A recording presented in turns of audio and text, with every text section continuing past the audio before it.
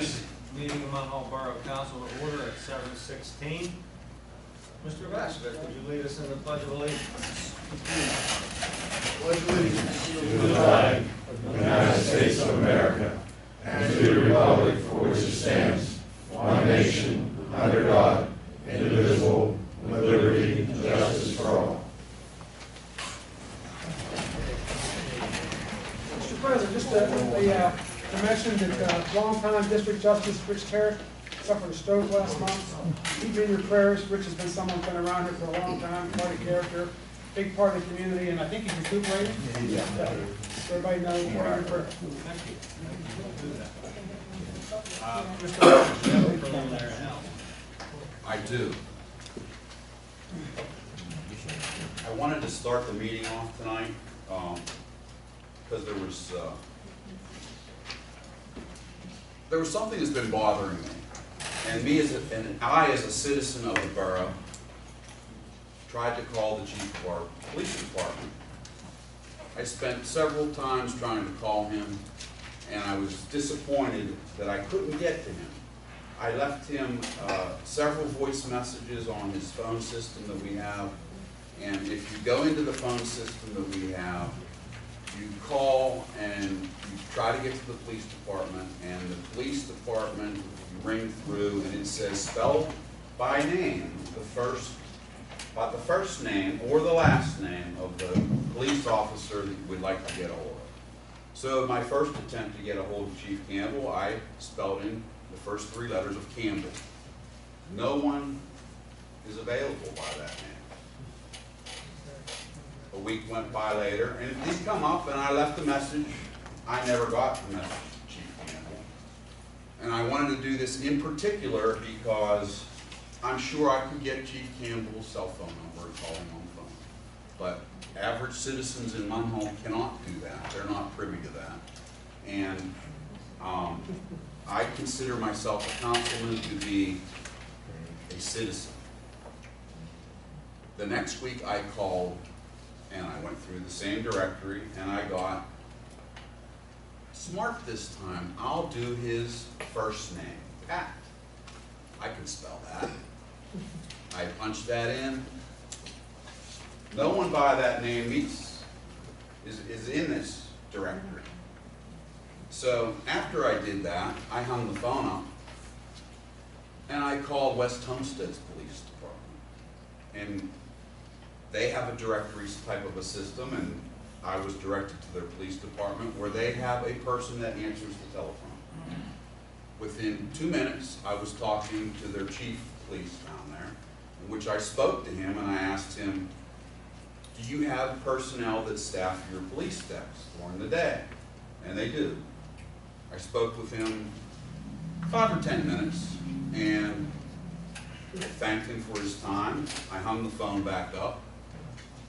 I called the Homestead Police Department next.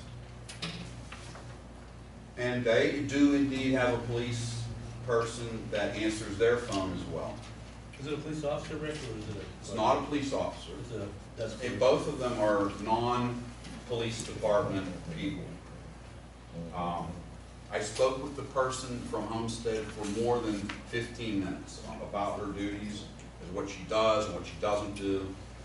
I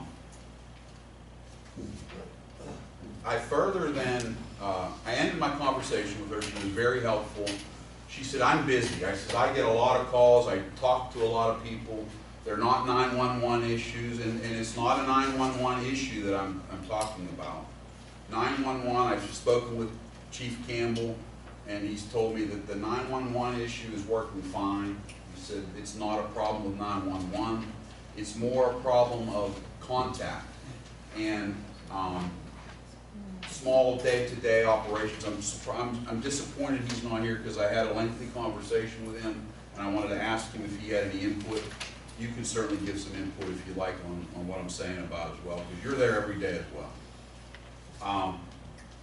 I called another time again, and the phone rang and rang and rang. This time one of the police officers picked the phone up, and this was before I tried the directory. At that time, we were having phone issues with the phone being directed to the right area, I believe. think it was not getting corrected properly. Am I correct that was going on as well? I believe that's true. So, you know, a police officer did pick the phone up. He said, I heard it ring. I just happened to be in here for lunch. And the phone kept ringing, so I picked it up and I talked to him. I don't remember his name, it doesn't matter, but I told him, you know, I wanted to talk to Pat, and later Pat did call me back and I did talk to him that day. I just think that what we have now is not working. I don't see it as serving the public well. I don't know what the answer is. I know that financially we're really close. We don't know how our financial numbers are going to be to the end of the year. But what we have is not good. What we have is not working. We are almost alienating our police department from the people, and that's one thing we don't want to do. I strongly feel that the police department has to be open and have a presence to the people of the town. That's who you guys are working for. And with a drape over the window there, and if no one's in there at the time, you can stand there and knock on that door for 15, 20 minutes before anyone comes.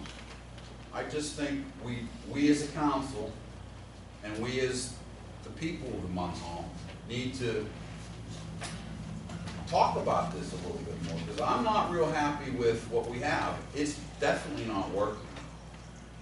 And our system that we have, even for the borough, is a hard system to use too. I mean, it is. But I wanted to specifically talk about the police department today. There's room for a big room for improvement. I don't know what our answers are. Do we hire someone to work there? Do we hire someone part-time in there? Do we have policemen in there? If they're in there, can they answer the phone? Do we have a phone that can answer in the police department only? You know, because now 7300 rolls right into 911. Is that right? As far as we were told it's supposed to. It rolls right in there. So we have no control over the phone. Like my business, I can take my phone and I can have an answering service answer it. I can turn it off and I can have me answer it. We don't have that ability at the police department. Am I correct? So do we need another phone number? Is a non-emergency phone number? I know we eliminated a number, the old number that we used to use 25 years ago. What number did you call to get the policeman to pick up the phone? What number was that? You went through the system? I called the borough The borough office. And that came- 7310. and they asked, you know, they prompt you through, would you like to speak to the police department? I press the police department, and then you get a question. If you'd like to speak to someone, we have a spell by name directory. Now I might add that several of the other police departments that I talked to, they have a prompting with names. You know, I'm not that good of a speller, so and I'm not saying that everyone is a good speller, so, and I don't know if I needed to talk to the right I don't police mean to person. interrupt you, but I just wondered, when it asks you to spell, how do you do it? You punch it in with the keys. So if it's like GHI, if the name is I, you gotta what do you do with it? Like Just hit that key. You hit that key? Yes. But I mean, But every so- letter there could be somebody's name. So if I'm a 70-year-old person and I'm trying to call down to the police department, that becomes a little bit of an issue for me. Okay, and you know, if my dog is lost, you know, is that a 911 issue? You know, all these things are, you know, it sort of puts the police department with a big drape over it. We can't talk to you. And that's not good. We need to have an open relationship. The people need to be able to call down to the police station and say, I've got a problem. It's not a 911 emergency problem, because if it's 911, you're going to call and they're going to have someone there right away. What I've heard is that the 911 system is working pretty well. My concern is the non-issues of 911. And What time of day was it you called? it was 11 o'clock in the morning. It was 11 o'clock So in we the can't morning. get through to anybody in the police department during business hours. No, we don't have a business person. We don't have someone there during the day that can talk to someone and say, hey, we'll have officer so-and-so call you back, because honestly, we have 20-some police officers. I don't know how to spell their names. You know, I don't know who's who, what's what. It's a problem, I feel, and I think it's something that we need to, as a council and as a police department, to work together to get this resolved, because Do you think one phone number would change it all? There's plenty of people there that can pick up the phone. We don't have anybody who's assigned to do it. it's not for me to say that. It's for us to work with the police department and the mayor on what we gotta do to get things better. We need to work together on this. We don't wanna throw something at you guys and say, this is what you gotta do. I want some feedback from you guys saying, what do we want? And I do remember Pat Campbell saying, we want someone to staff the desk there. He did say that, and honestly, I had to bring that up, that he did ask that. And you know, this is not what I envisioned how our police department would be, honestly. So I felt it was an important enough issue for me to bring it up in council chambers so that everyone knows how I feel about it. And I want everyone else to think about it, because it's not working right. And it's almost an embarrassment to have our police department working behind a curtain back there that's not there for everyone.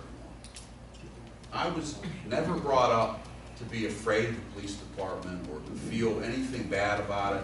I always felt that the police department was my friends, were my family. So I didn't have an issue with it, but I see that changing, and I have to bring this up because it's the right thing to do. So, if anyone would like to make a comment, I think we owe the people at least, a minute to say whatever they'd like to do. Yeah, I think. Now, hold on, go ahead, Mr. Mayor, and then Rob, you do it. Rob? Oh, okay. One thing, I see some of your points, Rick, I think some good ones. And I think we've lost a little bit, we lost a community-friendly police department with this by not having somebody man that desk. We've lost a bit of the community friendliness. We need the police to be seen. We need somebody to be seen when somebody knocks at that door, or they want to get a live person and talk to somebody in an emergency, which is maybe a non-911 emergency, like you said, but it's an emergency to them, a lost dog. Or Well, I think that non-emergency calls that go to 911 do get routed back out here, do they not? That was part of what we set up. How it's done now with the non-emergency calls is the 911 center will notify the turn sergeant or the turn supervisor by radio saying that you have a phone call returned, and then they fax the information down.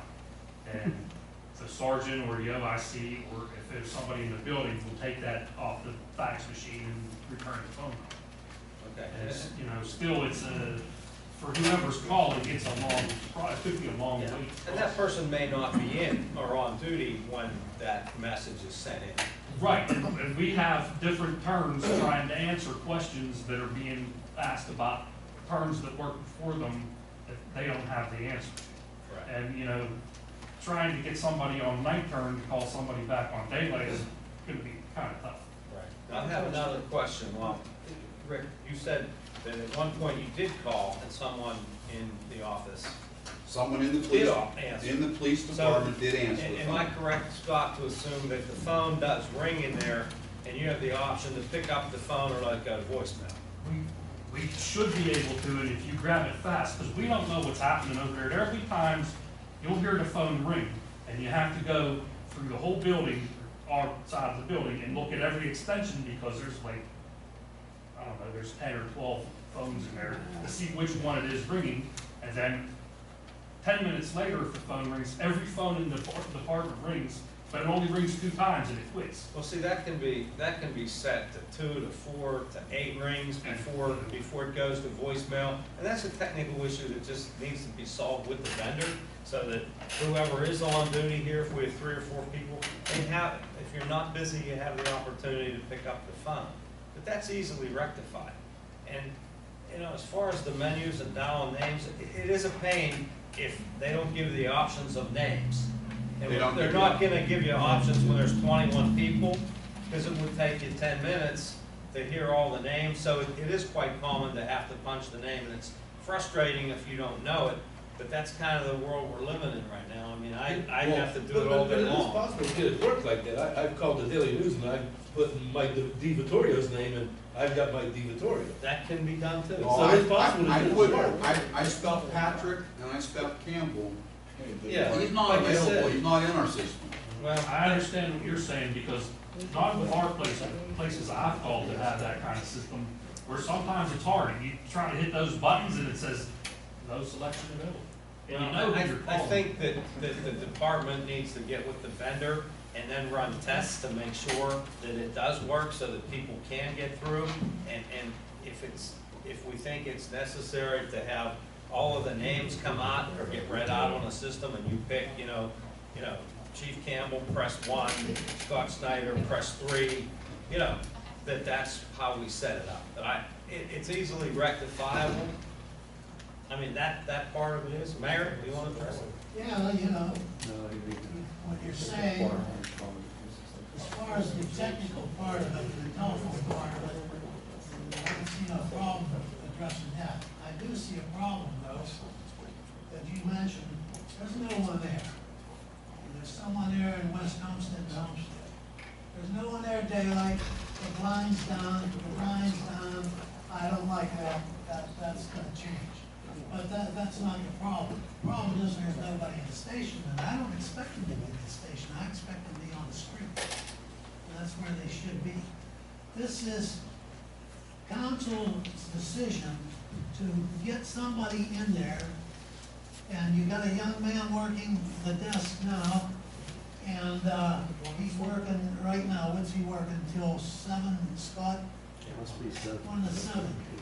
I'm trying to hit both turns by seeing that he would work a different shift, an 8-hour shift, which involves you to hire him so that the desk can be covered not only from till 7, but because of the usage of this community room and this borough building and everything else that we have in here in a $1 million building, there should be some control, some security, and that's where he is. Currently, I arranged for him to have schedules of everybody that has the rooms and also the ball field and what else is going on, you know, in the area. So, therefore, if we have him and we schedule him a turn, for instance, that would cover some of the security in the evening, which be like 2 to 9, or 1 to 9, 2 to 10, something like that. I feel that we can handle the problem as far as the security in the evening goes. The council, that's your job to hire somebody. You went to 9/11, you didn't leave me with much options. I'm still waiting to hear what we're gonna do with the police cells down there. I have get no options. We have cells down there that sit, and you're telling me to take our prisoners up to West Suffolk. No, I'm not gonna send them up there. That don't make any sense. That takes time and takes people off the street, and don't tell me about reciprocal agreements, because that's bull. You have officers here, you got 21 officers, and Rick, you asked for a copy of it, and I'll be glad to give it to you because you asked for it, but I wasn't here, and I didn't get this till today, but I'm gonna give you that. And that tells you all the officers. But when you look at it, somebody says, well, you got how many on daylight? Look at it, for sure. First of all, you bring in detectives into the equation. There's no way in the world we can send a detective to somebody, to a woman's house, without there being 2 of them. Because we've had problems in the past where things have happened, and the detective later on got called for sexual misconduct because he's by himself. That's why there's always 2 on a call, one is female, and it happened not long ago. Therefore, we need 2 police officers. We have a caseload on 2 detectives. One officer has 9 cases and several pending, plus the amusement. Well, that's another thing that he's got to fight. The other one has 18 cases, plus there's several other things like that. There's multiple communities to be dealt with. And you know, whenever, just because a robbery occurs in Munhall, the customers, bad word, the actors are from Duquesne or Rankin and all that. These guys have to go to Duquesne, Rankin, and so on and so forth. So I'm justifying them 2 very easily, working daylight upon the baseline they have. And that's the way I will continue the schedule, by the way. And further, anybody else on here, the chief and the captain. The captain, he is willing to do whatever is needed, but I'll control that. But I would like to see that person hired to give us a little flexibility down there, and you can do it. And some of these others, if you have some names you want to bring up, Sergeant so-and-so is on special assignment with the drug asset forfeiture recovery. He's not even in town, and you're calling him daylight. Sergeant, one other one is saying that he has a special assignment. Yes, he sure does. He works all kind of hours, and he also works 1 day a week. But he's in here every hour, and he's our greatest drug guy you've ever had in the world. There ain't no way in the world in touching him.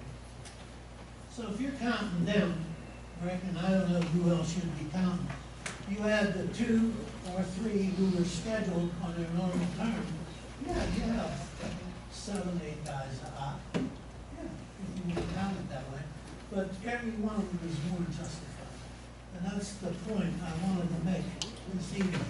Hire somebody down there, we'll work together as far as covering the telephone, as far as that end goes.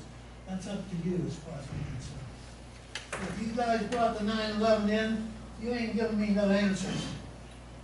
You brought the 911 in and dumped it in our lap.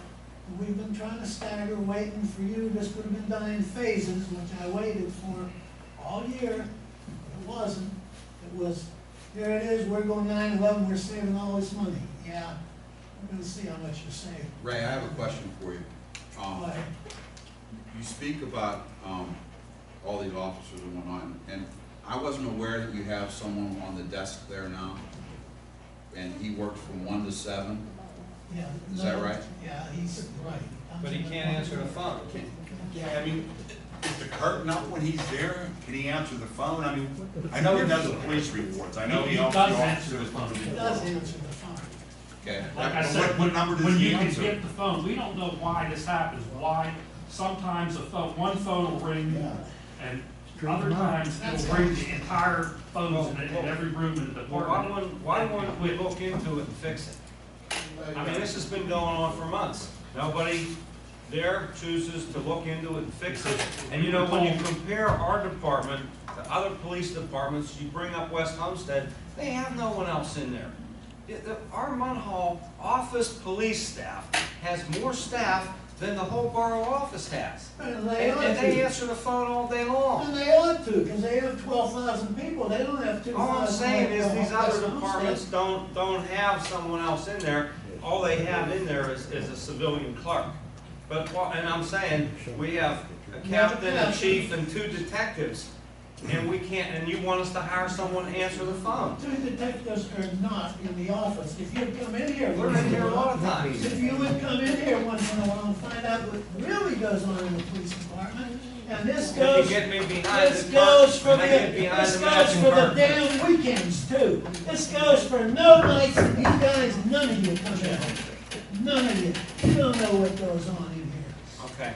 That's Can we right. move on? We're done. Well, I think some, I There- think there- there's, I have think something there's in some reference people to who wanted his to talk comment. about this as well. Well, and I it's not think an agenda item, and it's not. it should have been an agenda, But it isn't. it was.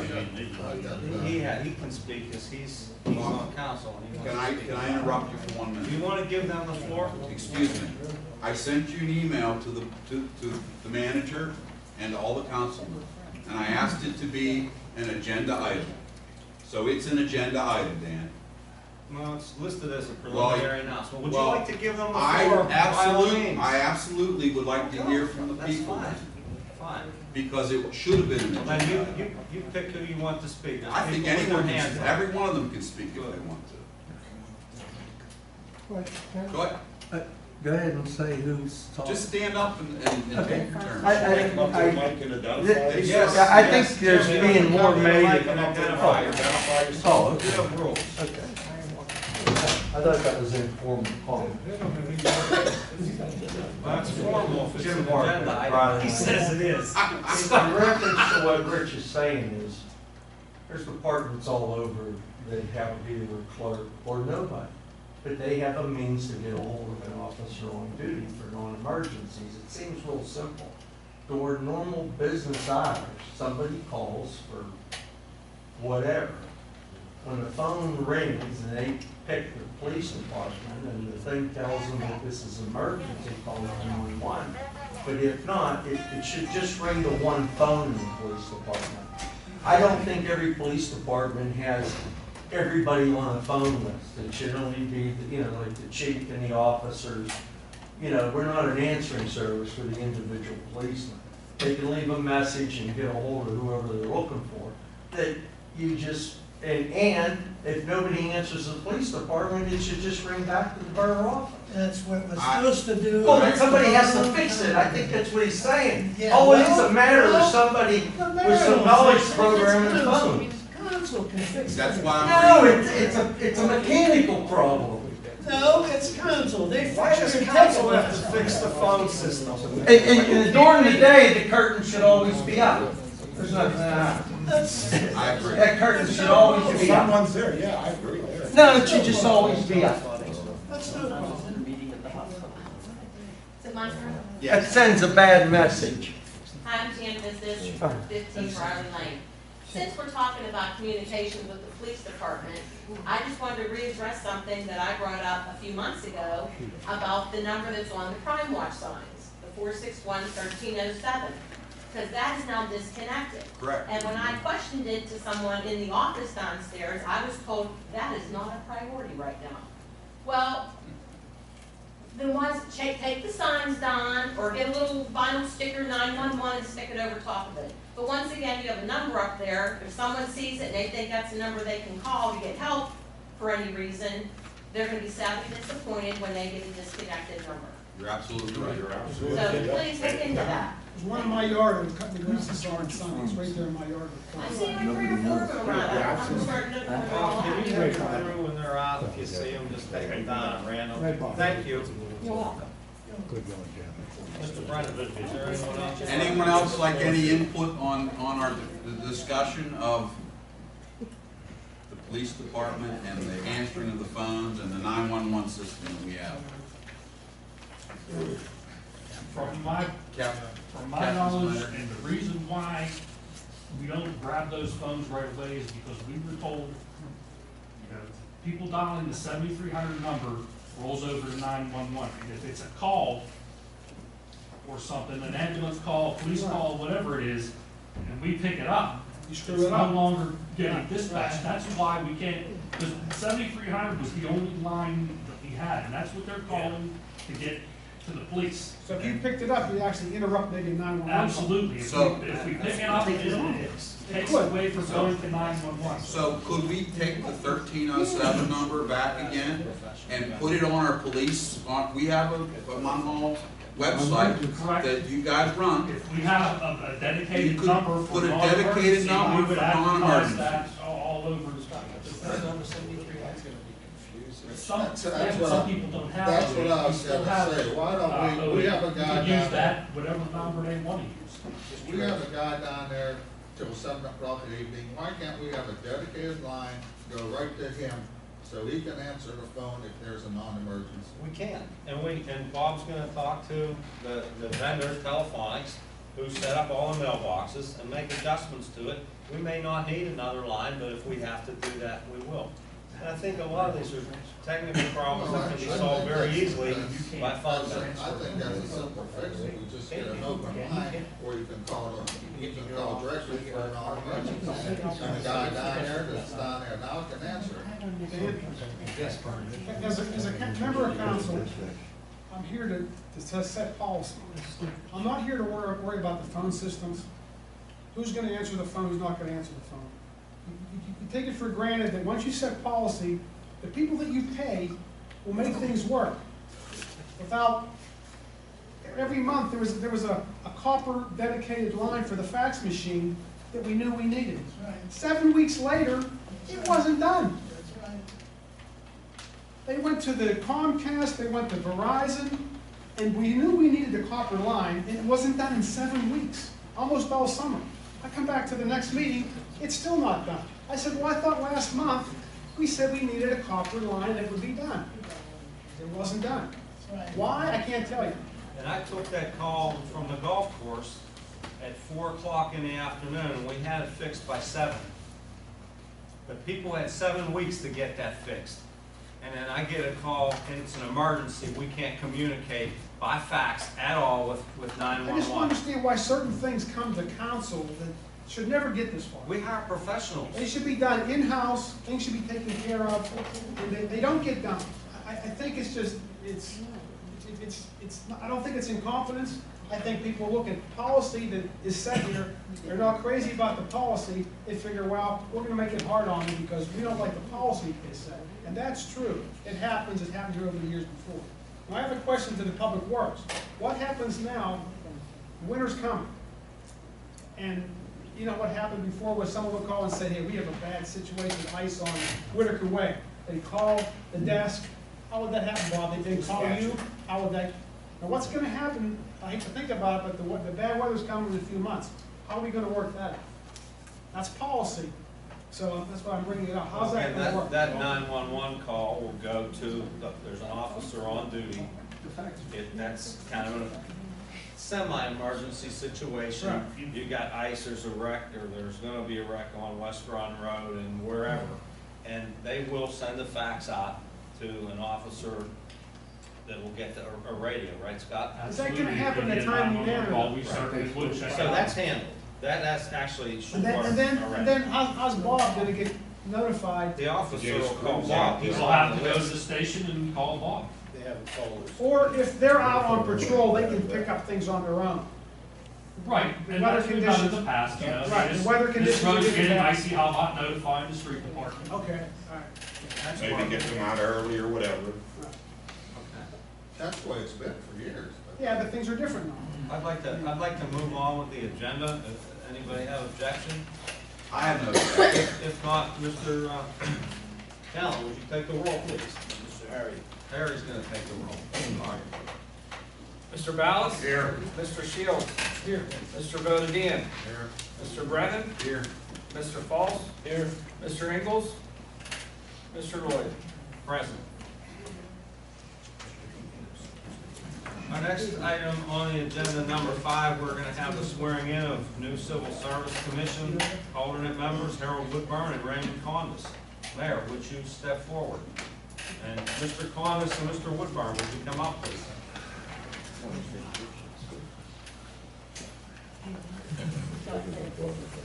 I guess Judge Trinas is getting back. He was indisposed. Disposed.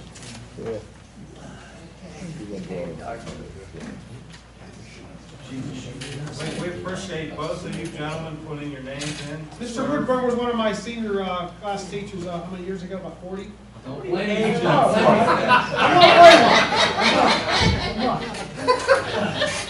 How long did you teach? Still out a couple of years. I was teaching Waynesburg University. He looks younger than you, Bart. He's not much. Probably feels a lot younger too. I'm starting. Looking good today.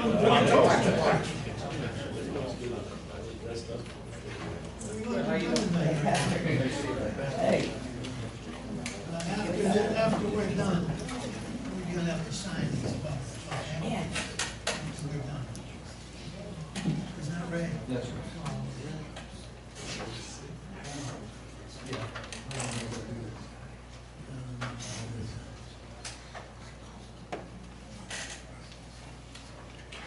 Okay, gentlemen, I'll swear you in individually, each one at a time. Because there is a, well, no, you're the first assistant. So, if you raise your right hand, repeat after me. You oath of office for the Borough of Munhall. I, Harold Whitburn, Harold Woodburn, having been appointed to the office of alternate commissioner appointed to the office of Alderman Commissioner, of the Munhall Borough Civil Service Commission, Munhall Borough Civil Service do Commission, hereby swear solemnly swear, and affirm that I will support affirm, and support, and defend the Constitution of the United States and defend the Constitution of the United States, and the Constitution of the Commonwealth of Pennsylvania, the Constitution of the Commonwealth of Pennsylvania, and the laws and ordinances of the Borough of Munhall, laws and ordinances of the Borough of Munhall, and that I will discharge the duties of my office with fidelity. discharge the duties of my office with fidelity. So help me God. So help me God. Congratulations.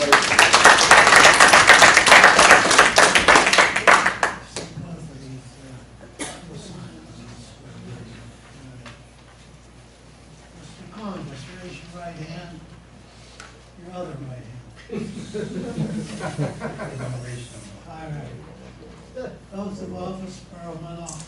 I, Raymond Condis, I, Raymond Collins, having been appointed having been appointed to the office of alternate commissioner to the office of Alderman Commissioner of the Munhall Borough Civil Service Commission, of the Munhall Borough Civil Service Commission, do solemnly swear and affirm do solemnly swear and affirm that I will support and defend that I will support the Constitution of the United States the Constitution of the United States, and the Constitution of the Commonwealth of Pennsylvania, the Constitution of the Commonwealth of and Pennsylvania, the laws and ordinances of the Borough of Munhall, and the laws and ordinances of the Borough of Munhall. and I will discharge the duties of my office.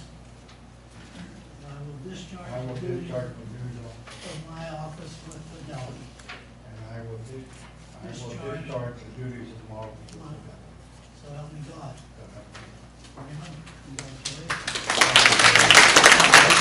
Step over here and sign.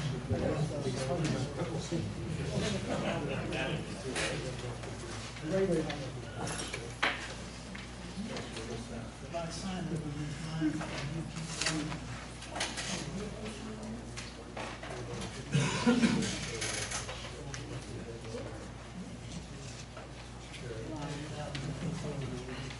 Yeah.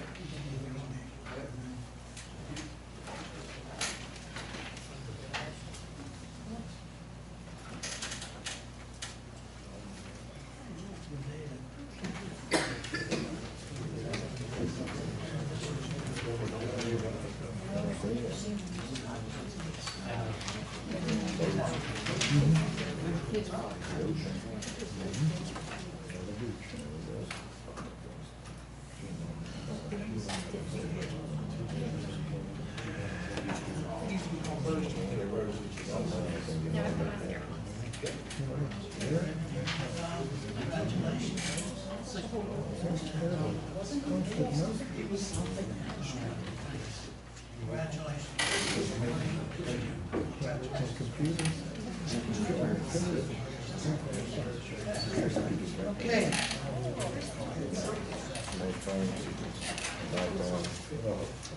All right. Thank you, Mayor, and thank you to our new civil service alternate members. Next, we have people, if you want to address council, it's limited to the people that registered to speak tonight. First, we have George Winter. Is George here? George isn't here. We'll move to Mr. Ronald Gaius.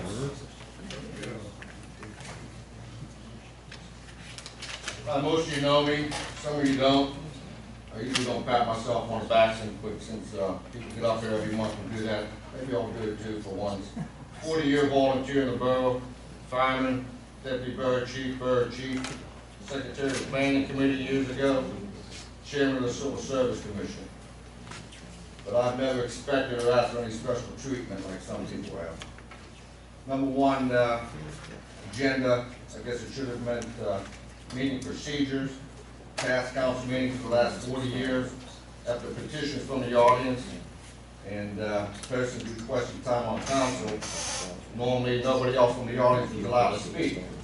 Well, last month, and months before that, but particularly last month, two of your friends there, Danny, Jimmy Bark and Mike Aldridge, chimed in like they were Councilman 8 and 9. I had a legitimate question and you wanted to escort me out of here. So, I know you think I'm gonna run against you next May, but the question is, you're gonna let people talk, or you're not gonna let people talk? Yes or no? Is that a question? Yeah. My recollection was, sir, that you started to yell things from the back of the room, Well, I mean, one and you statement. were out of order. One statement. I'm And gonna you waste know my what, time. this isn't my meeting, it's not Mr. Brennan's meeting, it's not the mayor's meeting, Let's move it's on. the people's You're wasting my meeting. 3 minutes. I'll stop the clock.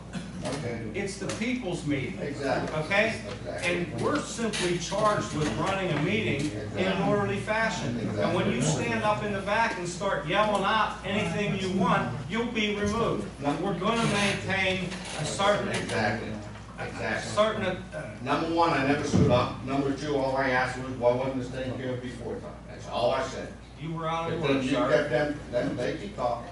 So, are you gonna let people talk, or you're not gonna let people talk? That's all I'm asking. You're talking, keep talking. People from the audience gonna be allowed to talk? Typically, only Yes, if they're no. on the agenda, or Okay. or if it's an Okay, agenda then that item. means no. And council members are allowed to extend floor time to people in the audience, sir. Okay. Okay? I mean, your friends, okay. Okay, number two, 911. Again, another month went by, still no prisoners going anywhere. Obviously, like my question was last month, it should have been taken care of before you signed the papers back in January. Obviously, again, with more questions by Ricky Brennan. We had no idea what dispatch. What do you mean back in January? Well, that's the information I got from the county. But anyhow, Well, when were the papers signed?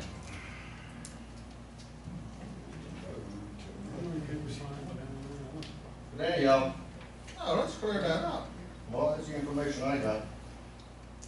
The Papers were papers signed should in have been January. signed till council approved it. I understand that. When we vote on it, May?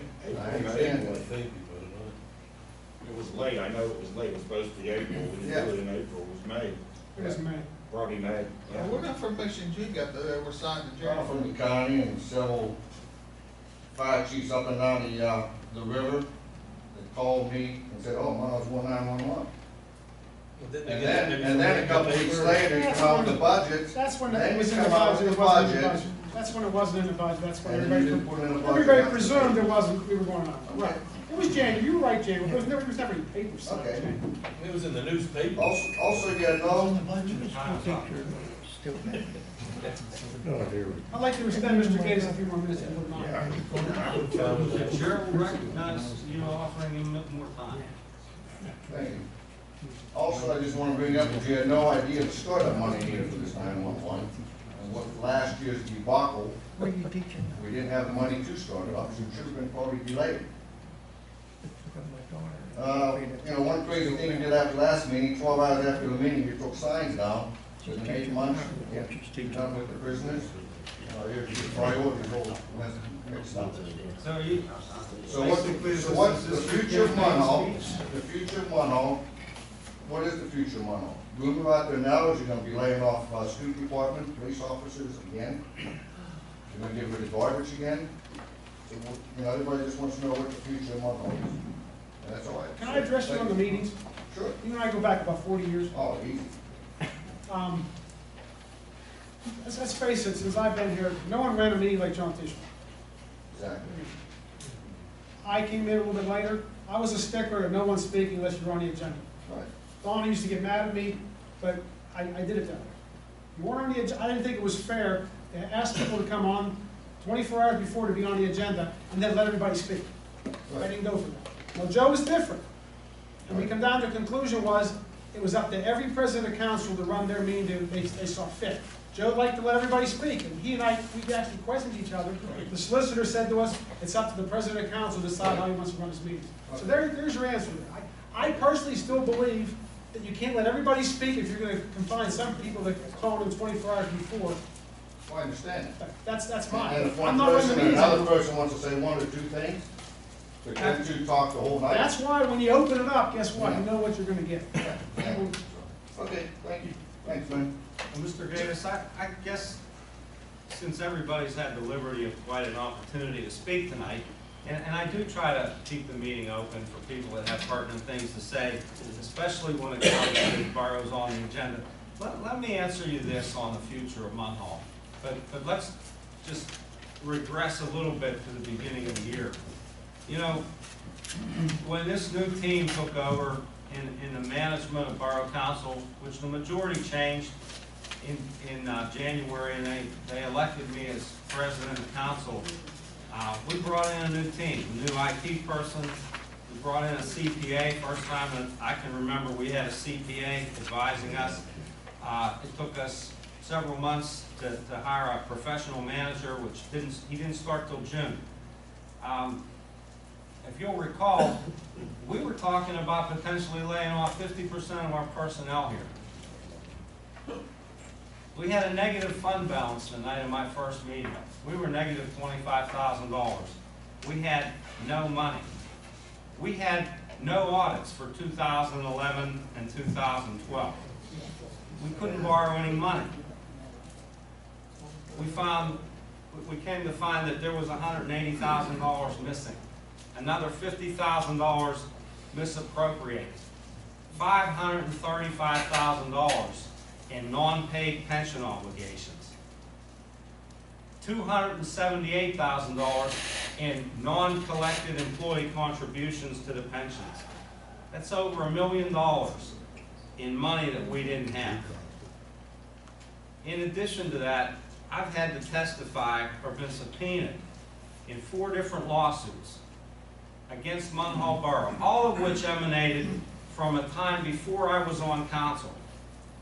2 of which we've been successful on, we've prevailed in. There are 2 more lawsuits coming that I'm going to have to testify or be subpoenaed on. This year, we found out that we have a $480,000 pension contribution that was unbudgeted, and another $530,000 pension contribution for 2015, which leaves us another $1 million in pension obligations to meet next year. So you can stand there and you can be critical of me all you want, but frankly, I'm surprised that we're where we are today. And it's going to be pretty rough making it through the end of the year, potentially without some layoffs, but we had a hell of a lot of things to clean up here in Munhall.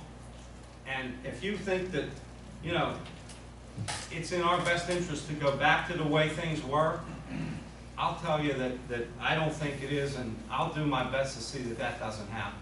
But thanks for coming and thanks for your comments. Public comments on agenda items. Anybody want to make a comment on an agenda item? Yes, sir, come to the podium. State your name and address. Bill Salardo, John Street. The comment is about people speaking that are not on the agenda. When I did attempt twice using the email to get on the agenda, and it didn't happen, and Harry can verify that. I apologize. So I'd like to speak, if that's okay. Absolutely. We have a little problem in our neighborhood. A resident has a 2-apartment building zoned R2, and he's using it for we call it the halfway house, but he's using it for a rooming house. On 728, he was cited by Allegheny County Health Department for operating a rooming house without a permit. I've spent 30 years in construction and development business, and I know the codes, standards, and I know how to read them. And I've read Munhall's codes and ordinances inside and out. And I have a disagreement with David. He's doing a great job, and he's a really good guy to talk to, but the interpretation of R2 and the designated uses for R2 does not allow any kind of group home residence without special conditions. I have a petition here from all the neighbors that we'd like something done about it. I don't know who to give it to.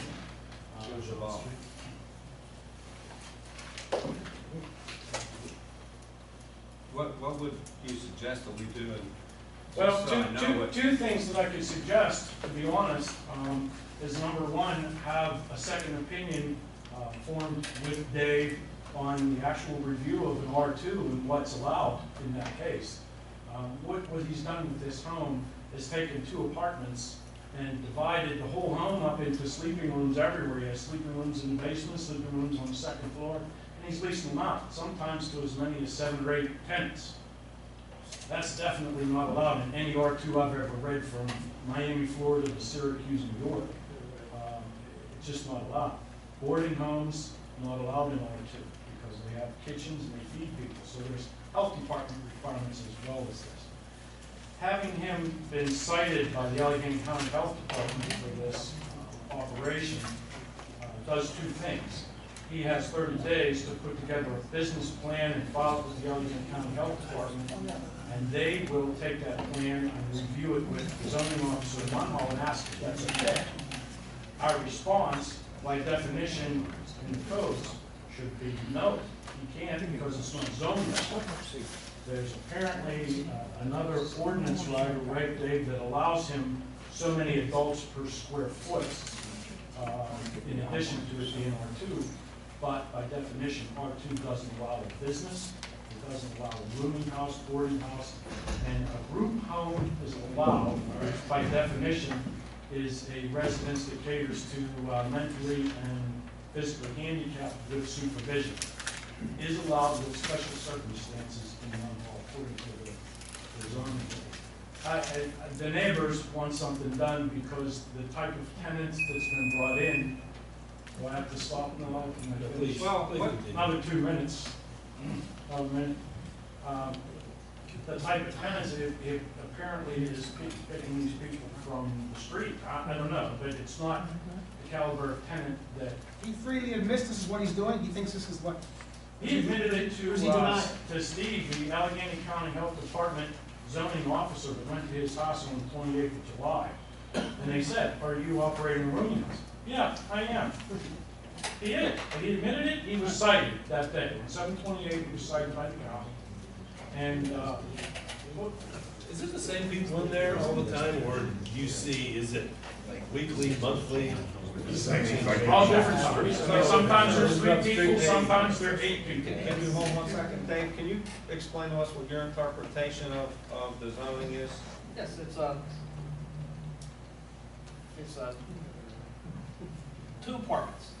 Mr. Warren lives on the 1st floor, he rents out the 2nd. He has a rental license that he pays for every year.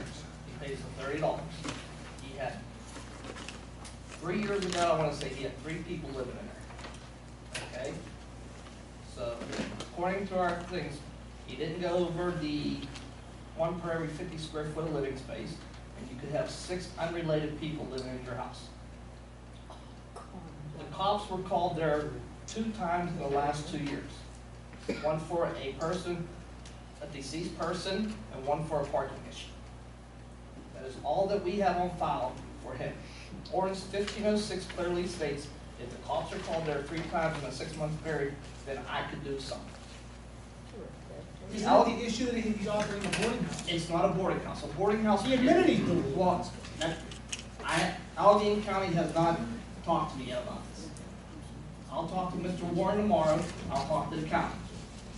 Mr. Warren, they could ask me, is there people living there? Yes, he is renting it upstairs. Is it 1 tenant or 6? There's 3 tenants that I know of. Does he rent the 1 and 2 other people live with that tenant? They could do that. You can do it that way. Well, how is he doing it? We don't I would know. have to look at his lease. Okay? Like I said, our ordinance also says you could have up to 6 unrelated people in this house. I've talked to neighbors. Most neighbors said there's probably 5 people there, maybe 6. They're allowed to have guests, visitors they call them. Yeah, Right? they say it's my cousin and this and that. Well, let me suggest this. Can you, Dave, investigate, follow up with the county, Right. report back with Bob, and maybe set up a meeting with this gentleman and, you know, tell him what conclusion we've come to. Just to reiterate, my concern is twofold. Number one is the property values. Number two is that we have a lot of elderly couples, and we have a lot of retired single women in there that are terrified.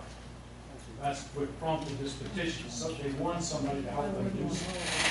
And the terror comes from them just walking through the yards, and Well, I mean, all those things. But it's difficult. I can make two suggestions. One suggestion is please have someone with a review the uses by definition under R2. That's one thing that I think really needs to be done, because this rider kind of disrupts the uses of R2. If you say you're allowed 6 people in one apartment, unrelated, whatever, fine, you still can't operate a business. The other thing is, number two, is Allegheny County is going to contact Dave and say, this guy has applied for a permit for a rooming house. Do you want us to give it to him? We have to, as far as I am educated enough to read this book, we have to say that it doesn't meet R2. So they won't give him the permit, and Allegheny County will enforce their laws into minimizing the number of tenancies allowed in that house. Right, without Munhall getting even a being rooming involved. permit, I understand. And so we're gonna, That'll happen. Do you agree, Dave, rooming houses are not permitted in R2? Is that, Well, you'd have to go through a special exception. okay, and he doesn't have He it. doesn't have it. Well, then if the county calls him, that's gonna be his answer, so that should Yeah, occur. Well, our petition is to please not allow any variances or special exceptions for that use in that neighborhood. Absolutely. Dave, has he been in violation? Well, that's a given. But On Dave, is he? top of that, he's a block from the elementary school. That bothers me. Is he filing, a change of tenant in accordance with 1506 like he's supposed to when tenants change? He has called me the time saying that he did change one tenant. Just one? When one person was deceased, he called me 2 months later. Yeah, well, investigate that, and you might want to find out right now who are his tenants, and see if that matches up with who he said his tenants were when he filed his 1506 application last year, his license. But we will follow up, and we'll, with the county. I'd be glad to. I have the license plate numbers of everyone that stays there. Trust me, I lived on Woodlawn Avenue, right around the corner. All right. Where I live now, I have a halfway house, a boarding house, Alcoholics Anonymous, and I've got all kind of characters that I wish I didn't have in the community. Unfortunately, unless sometimes they're breaking the law, which you're suggesting that he may not. If he's operating a business. I can only say this because even being a structural engineer for a developer, I have read these codes for 30 years. And I've read this inside and out to try to understand why Dave could say, and I'm not arguing with him, we just have this little disagreement. All right. Why you could say he can do this. Well, we appreciate you bringing it to our attention. We will have it investigated. We don't want, there's a reason for R1 and a reason for R2, and it will be enforced. Okay? I appreciate it. Thank you. Thank you. Any other public comments on agenda items or someone who was left off the list? Yeah, me. My name is Bill Tomlin.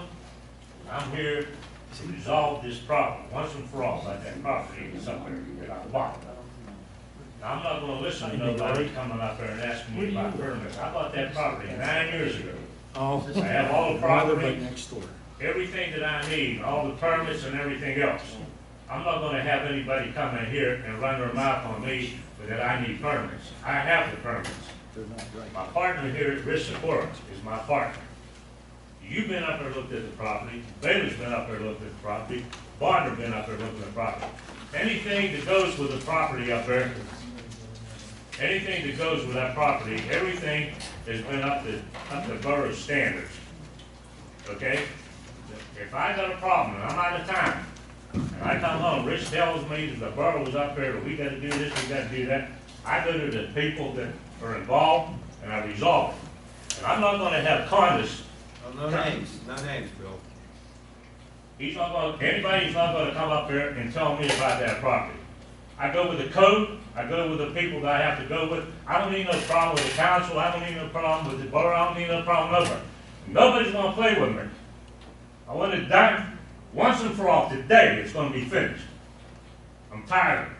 Every time I turn around, Rich says, so-and-so's been up here, we gotta do this. So-and-so's been up here and do that. When Kendall was up here, I had a bulldozer come up there and level that lot out, packed it all in, rolled it in. Then I had a roller come in. We rolled it. Me and Rich paid for that.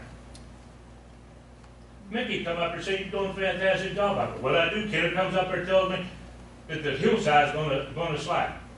Rich, my partner, has the paperwork that we made with Tom that owns the log company down over there. He splits them logs and makes the firewood. We went to Judge Tukowski, had paperwork done, filled out, me, Rich, and Tukowski. Got the legal document. If that hillside slides, where's it gonna slide? Nowhere. And he's got a backloader that'll push the dirt back up. In fact, his logs are on our property, which we don't care. But I'm tired of this. Every time I turn around, somebody's coming up there jacking me around on that property. I'm tired of it. And next thing I'm gonna do, I'm gonna take legal action. I'm finished. I don't wanna hear nothing. Don't worry about that property. I own it, I pay the taxes on it. You got a problem with me? You come see me, I'll deal with it. And you know that, Lloyd. You know that, Joe. You know that. You know that, boy. All you guys know. You know, I don't play games. I don't want me to play games. I'm not gonna play no games. Well, you have no complaints from us, Mr. Well, what's he running his mouth for? Because you weren't allowed to put all that dirt there in the first place. I can put that, what can I put up there? Because you weren't allowed to run the big trucks up there to drop that off, and if it slides over, you know where it's gonna Come go. on. Come on. We're satisfied. You didn't have any complaints from the borough? It's been checked out. No, I was looking at the There's no public reason to- compared. to have- What are you have looking an at? argument. The public compared, if that slides, where's it going? Where's it going? What's going where? If that dirt slides, you don't. That dirt's going down on Tom's property. You weren't allowed to even take a big truck up there and run and do that. Hold on.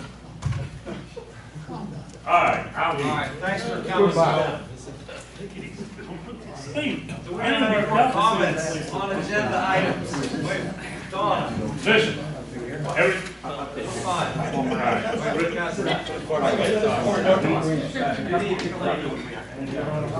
My name is Richard Serga. Jason. I have documentation that Mr. Collins was talking about. That's your fault.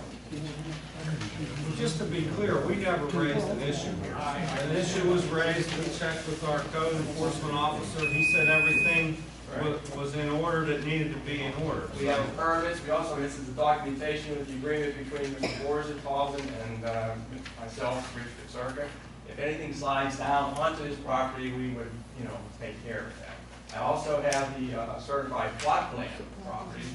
The four corners, I had this survey back in 05. Exactly. If anybody would like to see this, I can pass this through now. You guys are good? Okay, very good. We had for the past 2 years, we haven't really done any work, any filling on the property. The land has settled nicely. There's been some separation, some cracks at the berm. But after 2 years, we had an opportunity to add some additional fill to the property. The contractor came up with the trucks, the large trucks. What he did, he did a slow fill. Okay, the dump trucks would put the clean fill along the berm. Then the contractor had on site, he had heavy equipment, a front end loader, who gradually scooped the dirt up and laid it over the berm, so that there would be a gradual slow fill, so it wouldn't create any voids or any disturbance to the fill that was already there. It looks good. Yeah, well, after 25 years as a civil engineer, I've done many projects across this country, probably more than 100. I'm not going to do something in my own backyard that's incorrect. Thank you very much. Thank you.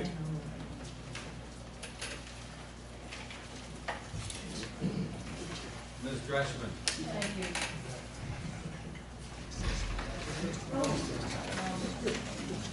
Item 4 contribution rate is gonna be? That would be up to the employee. Up to the employees, so that they want to contribute 10%, 5%? I think there's a law that there's a maximum, I think it's 12,000 a year or something like that. I forget what the ceiling is, but it would be up to the employee. Okay, is there any match to their contribution? At this point, no. Thank you. Item 5. Will this then become a will this become an administrative employee? They won't be part of the bargaining. That's what I'm Yes, trying to say, so it correct. will not be. Okay. Item 6. If this motion passes, then they have to start enforcing it. From what I understand, right now, there's no enforcement of people not having everything disconnected and properly hooked up. No, they've had some enforcement actions and they've taken them in front of the magistrate. Okay, but I understand that this ordinance should have been passed years ago for it to legally be done. No, the ordinance was passed by the borough. The borough set that authority since this ordinance 1513 was enacted. Then This why are we is- passing it tonight again? I'm gonna answer that. Okay. This is not, this is extending that authority to the sanitary authority, so they also have the authority to enforce the ordinance, not just the borough. Okay. We've always had it. The borough's always had the Yeah. opportunity, but the sanitary authority, They did not That's- have okay, the that's what I was independent trying to authority say. to also enforce it, so now they will also, will both be able to do it. but that's if this passes. Correct. Correct, but up till now, they have no authority to. The authority rests in this borough and the borough administration, and it didn't extend to them. It didn't extend to them, is what I'm trying to say, so they had no authority to enforce this on. I'm not gonna speak to their authority, I'm just telling you what this ordinance does. We don't have- This is what I'm interpreting, because it says after the effective date of this ordinance, it shall be unlawful for any person, firm, or corporation connected to the borough of Munhall sanitary sewer system to connect any roof drain thereto, or to permit, allow, or cause to enter into the sewer system any storm water or surface water. That's been the law and continues to be the law, and that's not changing. That's been the law for years and years and years. That's not new. We're saying, who has the authority to enforce a violation? Normally it was this borough and borough administration. We're saying now the sewer authority, you can go after people on your own for violating this borough ordinance. That's if you pass this tonight. Yes. Okay, that's all I wanted to know. What we're passing tonight is the authority to advertise the ordinance. That would be adopted at a future meeting.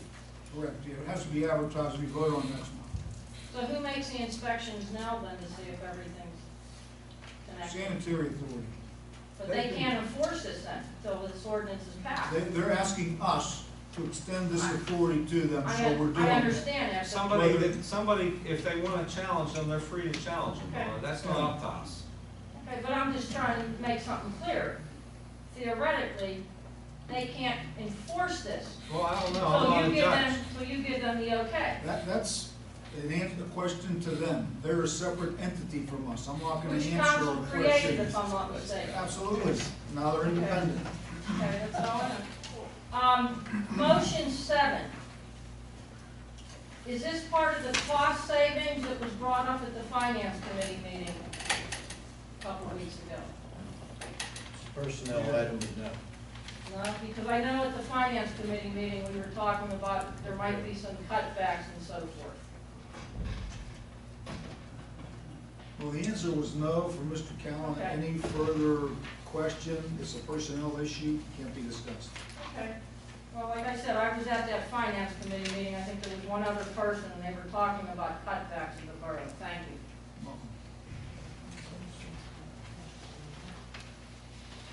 Any more public comments on agenda items? With none, we will move on. Move to approve the July 16th, 2014 regular meeting minutes. Any corrections or additions? Do we have a motion? Motion. Second. All those in favor of the motion signify by saying aye. Aye. Motion passes unanimously. Reports from borough officials. Mayor. He just stepped out. Stepped out. Solicitor, we'll move on to you. Okay, I got a big list, and I'm gonna move quickly because the hour's already late. Thanks for giving the mayor's report. We appreciate it. Took down the table. Okay, our office was asked to, in conjunction with the, CDBG Year 40,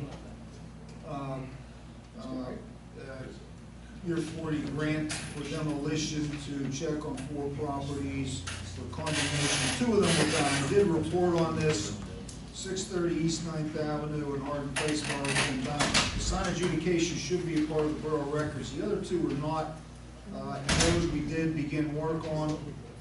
We completed the title searches on those. They are 305 Homestead, Duquesne Road, and also 539 East 9th Avenue. Title search is done. Condemnation notice is prepared, sent to the borough manager, so now that's in his possession, and he'll schedule those hearings. He'll send the notices out, so that's underway.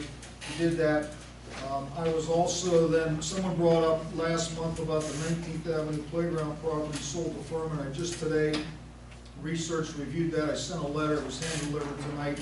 It's available for all of council to review. I did have a file on this, which I knew I would. I just had to find it out of storage.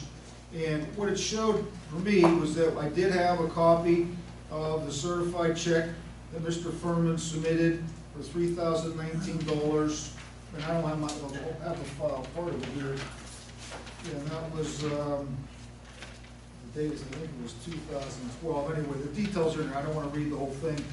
But my record showed that he was the high bidder. Council approved to sell it to him. I prepared the deed. I sent it to Matt Gall. I said, have him sign the deed. We'll sign the deed. He's going to sign, then we'll record it. Someone said last month that apparently this was never completed based on research. So if that's the case, I found this. And we're gonna have to execute a new deed. I'll have to make some minor changes because Gal is on there as a borough manager. But that's what I wanted to verify, in fact, that hasn't been done. If it's still listed in his name, or listed in the borough name, that property, then we do need to complete that process. I can't remember who brought this up. I was here when he signed it. I was down in the Oh, office. you were? Okay. Furman came in, he actually signed the paperwork there. But did we record? That I couldn't tell you. That I couldn't tell you, but I know, I was here when he signed it. Yeah, okay. He came Well, in. I'll have to, then I could go to the recorder of deeds office and check and see if there's any record, if it was recorded. If he signed it, then it should have been recorded. He said he was taking it downtown. Furman was taking it, right? Furman was Furman taking was it. supposed to take it. Okay. I mean, I Well, was here. someone reported to me, and I didn't verify that it's still listed in the borough's name, which means he's not paying taxes, obviously. And if he didn't record it, then we may have to do a new deed. I don't know how to reach this guy to find out what happened, but that's where we are. So he didn't record the deed, technically, he doesn't own it. Is that right? No, that's not right. No. Because he paid the money and the deed's been signed, he has it, even though it's not recorded, the conveyance is still valid, it's still valid transfer. We go back taxes after him? Yeah, we can. We go back? Yeah. Wouldn't it require delivery though? He has it. He has the deed. Joe, you were here when he signed it. When he signed He it, took that was- possession of the deed, he was He was supposed to taking it record it, and down. he never did. Is what I I think couldn't may tell have you what he happened. did or he did, I guess he did. Okay. Furman never recorded deed, all right, I'll go to the recorder of deeds and make sure that's the case, and then we'll figure out what we have to do. If I can't reach him, we're gonna do a new deed, and we'll sign it, and we'll take it down and record it and charge him for that and go after the back taxes. Okay, that's that issue, then, okay, prepared the stormwater, let's see, this is, yeah, this is for the stormwater connections that Dawn had talked about. That ordinance was ready to go. I prepared that at the request of the sanitary authority. A floodplain ordinance, Lindsay completed that, that's part of her report. It was sent to me like it should be for review. There are a number of things I found in there, and I've been looking at these in various form over the last several months. We have to have this finally enacted by September is the deadline. I had some issues But I know there's a state coordinator, consultant who drafts this, and any changes have to be approved by them, and they're real sticklers. It's been a nuisance to get any kind of changes. There's certain wording and things that I'm not thrilled with, but most of it we can probably live with. We're gonna have to go forward with this.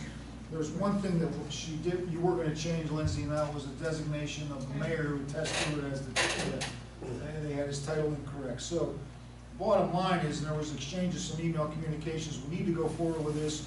Some of the design, the way the ordinance is designed, I have some concerns with, but at the end of the day, is it really gonna matter and have any practical effect here? And the answer is no, so we should really just move forward with this, make the changes that we talked about, the limited changes, and just go ahead and get this enacted, because we do have that deadline. There's the issue with the, Public Works dump truck and plow truck. Is that something that we now have received delivery of? What's the status with that? Yes. Okay, so we have to have, and I know there's a question about financing. I don't have an actual contract to review the documents, so they're gonna send something for that, or? By lease agreement, we don't have anything worked out. Okay, so I need an actual agreement to look at. There's an agenda item on e-collect. I reviewed that. I pointed out my concerns about that contract for consideration. One thing you might want to do, they made a proposal to collect delinquent landlord license fees, which is apparently something that there's money owed on, and they will do it at a percentage. I reviewed the proposed contract. I had some concerns. I just sent it out today, exchanged emails with Mr. Callen. One thing you might want to do is forward that on to the company if you're interested in pursuing a contract with them. Forward my legal concerns onto them and ask them if we'll revise the contract to incorporate these questions I have. So that's something the council is looking at. I'll see that at 11:30. Okay.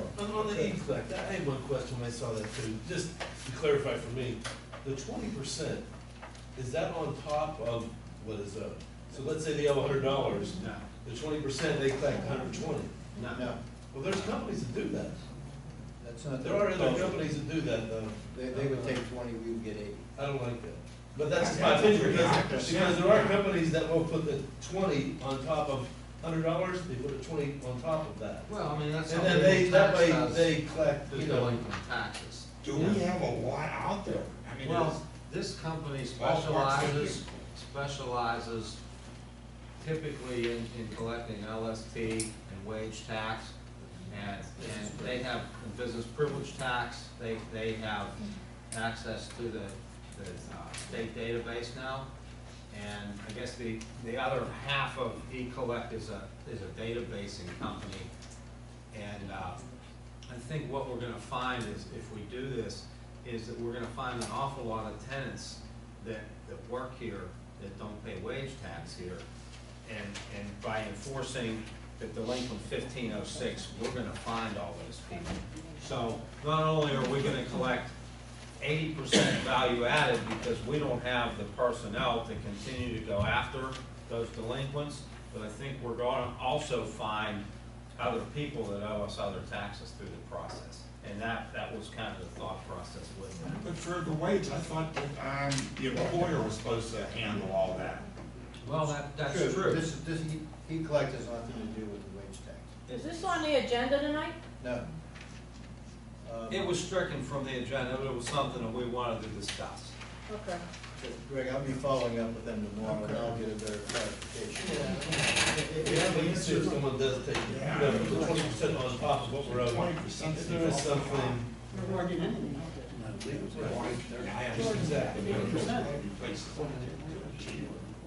Well, but the other half of that, you might get someone to do it cheaper, but are you gonna uncover other things that you're looking for? That was. And Rob, that's a good point you raised, but those charges, when we have delinquent collectors that are adding charges for their work on top of the fees that are owed, so there's no discount to the borough, that has to have been previously approved by borough ordinance, which it has been. So we have created law here that allows our delinquent collectors to put their charges on top of what is owed, so we suffer no loss. And I recall years ago, I think we enacted an ordinance that provided for fees and charges in delinquent collections that might apply to this. And we have to search the borough ordinances and see if we can come up with that. If not, we'd have to then draft a new ordinance to legally allow them to add their fees on top of what is owed, so there's no loss to us. So that's how it has to work. We can check and see if we have such an ordinance, and they just have to look through the ordinance. We hope to bring this up to a future meeting after we do all this. We'll have a workshop next month, we can discuss it later. All right, that's all I have, thank you. Thank you, Mr. Solicitor Manager. Everybody has a copy of my two-page report. I'm not gonna go over each item. You can certainly read it at your leisure, but just to highlight some of the bigger points.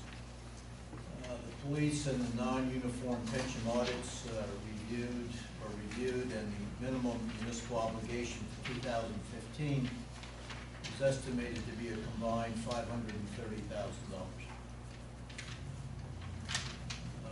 We are out requesting proposals, as you know, for pension plan investment advisor. It was circulated among 25 different firms. The deadline for submittal of proposals is 8/27. The projected review of proposals the following week, and interviews scheduled sometime after Labor Day, depending on how many proposals are going to come in. The police medical health insurance is slated to increase by $75,000 beginning in December, which we did not anticipate. And we'll be looking at alternative and more affordable plans, hopefully through a professional broker that deals with UPMC. We do have that on an action agenda. And then we're beginning our collective bargaining discussions with Teamsters 205 on September 3rd. I would suggest we form a negotiating committee to work with me on our expectations against labor demands. Contracted to access and repair and otherwise correct surveillance cameras along Main Street. We understand there are some problems there. We want to make sure the investment that was put in there a few years ago is working properly. I'm meeting with the school crossing guards tomorrow morning along with the captain to review safety measures and to see what inventory equipment needs might be for this school year. We've ordered 20 LED street lights from Duquesne Light to install on both Video and Cambria. 10 have since been installed on 10th Avenue between Martha and McClure. And lastly, for the 2015 budget, I have a calendar prepared with public meeting dates and for council review after Labor Day. The goal is to have a balanced 2015 budget by Thanksgiving, and this will be indeed a difficult process. That's all. Just one comment on the lights. Whenever you left them, the seminar that we went to, there still are lights available. I think you know that. But there were like 300 lights available yet. And they're on a first come, first served basis. I don't know if we can really afford any more, but I mean, I know they're a good investment right now. And they will, return our investment, in I think they said 5 years or 4 years. Yeah, the deal was the PUC allowed Duquesne Light to embark on a pilot program where they were to install up to 1,500 street lights in their entire service area, which takes in Allegheny and Beaver County. And it's kind of allocated 10 lights per municipality. The cutoff date, I think, was the end of July. There wasn't a groundswell of support. It was then opened up to whoever wanted it. So right now, we have 30. I'd love to have 50 more, but that's $109 per light to do that. Which isn't a whole lot, but I mean, it's. Discuss that at the workshop. Yeah. I got a question on, the lights on, Main Street, I mean, the cameras on Main Street. Do we have a total cost of, the whole project? What it costs to install all that stuff? I don't have it off in front of me, but we could certainly find that. I mean, It was a couple of years ago. Originally, what the borough put in, plus what Main Street put in, so the total cost. About 50 grand. 55 or 60. It actually came in less than what the money we had. It came in substantially less, even after we expanded the project, as I recall. And then I thought we were allocating funds for the cop in a can, and we never got that portion of that done. So, We allocate a 25. Did allocate Main Street funds was- for that. yeah, that needs to be researched. There may still be some money there. Can you get that for me? Give me a year when it was installed, so we know where to begin looking.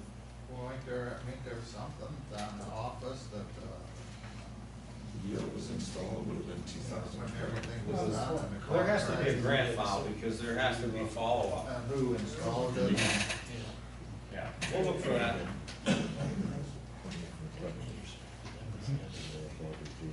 Okay, moving on, Borough Engineer. Thank you, Mr. President. My first question is for the solicitor. The 4 properties, you said 2 were new. Do we need complete the site visit and condemnation recommendation report and pictures? Yes, you will for those two, we need an engineering report. Okay, when do we need that by? Next week. Okay, well, And that, do we have, you scheduled the hearings? oh. Okay, well, Just kidding, I missed that. we can do that. I just The wanted to hearings double aren't check. scheduled yet, so you have time. Okay, and then 2 prior properties, will we have to redo them? Is there a limit? No, they're done. Okay, so 2 are done. Okay, great. First, I just wanted to, it's number 2 on my report, but I did want to close the loop on the floodplain ordinance. I did make the change to the chief operating officer to the mayor. I made that change and it's in the copy I handed out to everybody. I also included a copy of the floodplain map and highlighted where Munhall is, just so you can see where the floodways would be and how it's really not affecting any of the residential areas. I handed that out so everybody has a copy. What Greg said is correct about the coordinator, and she's approved the draft that I've sent out, so if we do make changes, we'll have to have that reapproved. We do probably need a motion tonight to advertise the floodplain ordinance for when we're gonna have that hearing. So we don't have a motion for that. So I just wanted to suggest. We have to do that tonight. because Yeah, that has to be the done authorization to advertise. For the hearing. Yes. Yeah, we do need a motion to advertise, that's not on here, you are absolutely correct. We can enact that, have a public hearing enacted next month. We can do that in a workshop. What's the deadline on it? Deadline is the end of September. September 26th. Oh, no, We're we'll good, be regular fine. meeting. Just tell that the regular voting meeting next month, but tonight there needs to be a motion to advertise. Right, correct. And it's approved, we'll just have to get approval prior to the meeting if we do make any changes other than the We'll changes. just make that one change with the mayor and That's we're right. good to go. Okay, great. And everybody has a copy, so if there's any questions in the meantime, call or email me and we can work through my understanding. I did go to some training, so I do have the engineering aspect of the legal side of the thing, so. The last thing I want to talk about is, on my report, is the Safe Routes to School project. Something that's been going on for a couple years, and I wanted to give, as requested, the current status, kind of run through the history, and then answer any questions that council may have. First, I want to let you know that the design is done, it's been ready to submit to PennDOT. What has held us back is that the engineer's agreement between PennDOT and Chester and the Borough of Munhall had expired in July of 2013. We had Tim Little extend it, and we were never opened up the access to submit the design, engineering documents, and design drawings on their submission system. When we checked into this in the beginning of 2014, we were informed that the extension was not granted back in July 2013 due to the letter not being what they had requested, or whatever the case may be. I think it boiled down to 2 days difference in what the letter was. So we have tried to work new letters out. We have new letters from Robert Allen to submit. Right now, the budget, where we're at with the budget, we still have 20% remaining, which is just for the design.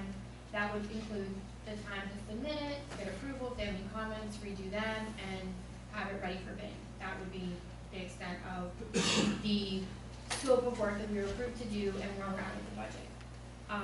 The history is that the reimbursement agreement with Munhall Borough regarding PennDOT was that they were to be 100% reimbursed for all paid invoices.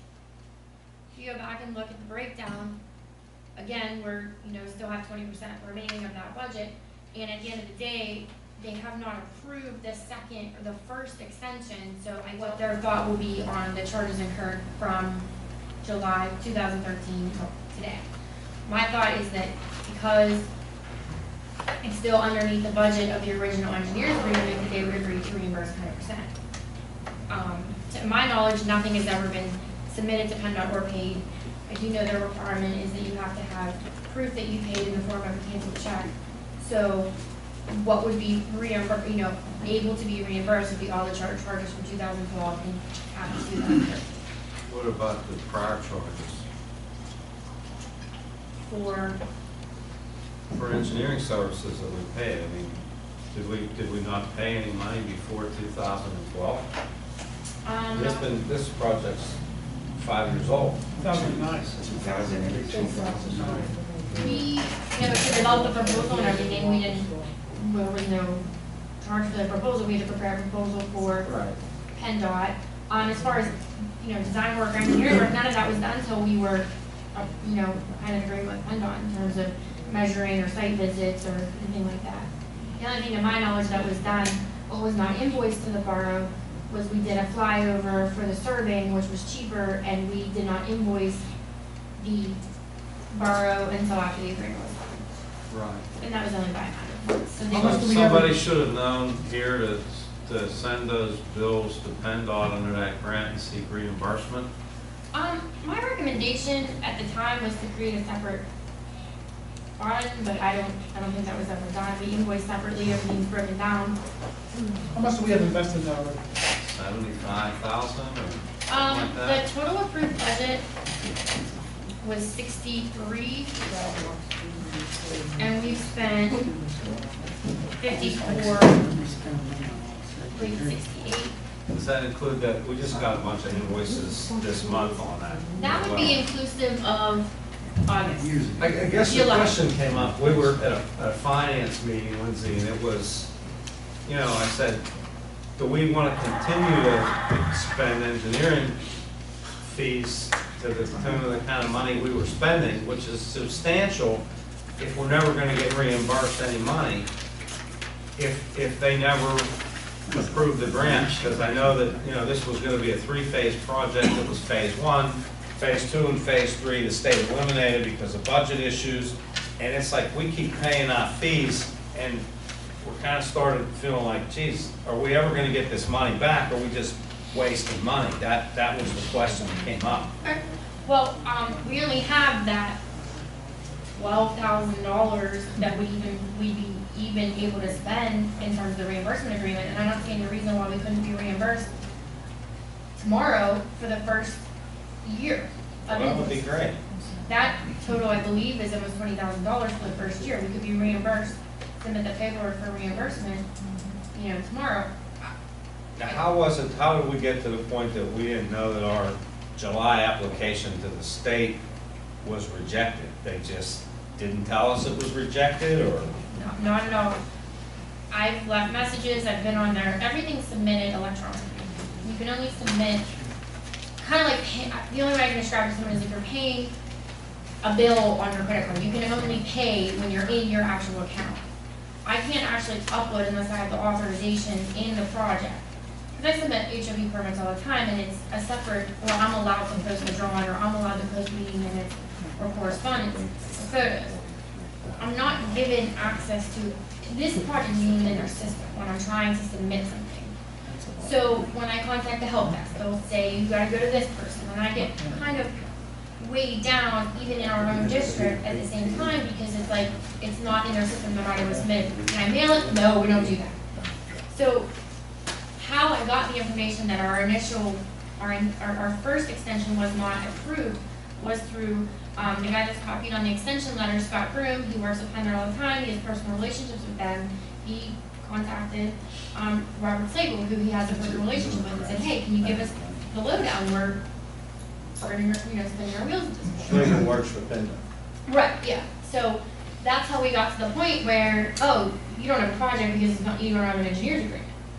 So that's how I have the letter, and I'm going to have to get in contact with Tim Little to be able to sign the extension letter from last year that we were never notified honestly, I feel like there should have been a letter back to the borough at a minimum. Even if they don't wanna deal directly with the consultant, there should have been in writing that they didn't accept that. And that was submitted electronically. And that was when we had a project that was able to, we had a space and we had a place to go in and submit electronically. So now we don't have that space, if that makes any sense. Did I make more questions than I answered? Sounds like the runaround. Yeah, I mean, I think Electronic that runaround. to speak to the point, is the money there, are they gonna do the project, it sounds to me like there's, I mean, I don't have a lot of confidence. Yeah, I think what we're worried about as a council is that, you know, we all know how government and state operates. Is that money gonna be dried up? Has it been used elsewhere? Have they said, well, we don't need it here anymore, we've actually borrowed it, used this, we can put it off another 2 years for you? We need reimbursement. Yeah, We want to I'm reimburse here, it, but I right? sent a copy to Bob, maybe Greg needs to get involved to make sure that they can't get out of the reimbursement terms at least for the first 12 months. 'Cause there's no reason we couldn't, you know, submit for the reimbursement tomorrow, you know, so, you know. We were approved for it, but the money was never allocated. That's the way I remember way back then. Yeah, but there was nothing to bill them until 12. Correct. And then They did that now it's, in engineering stage. it's 13 months that we didn't have an active project, in essence. Absolutely. Bottom line.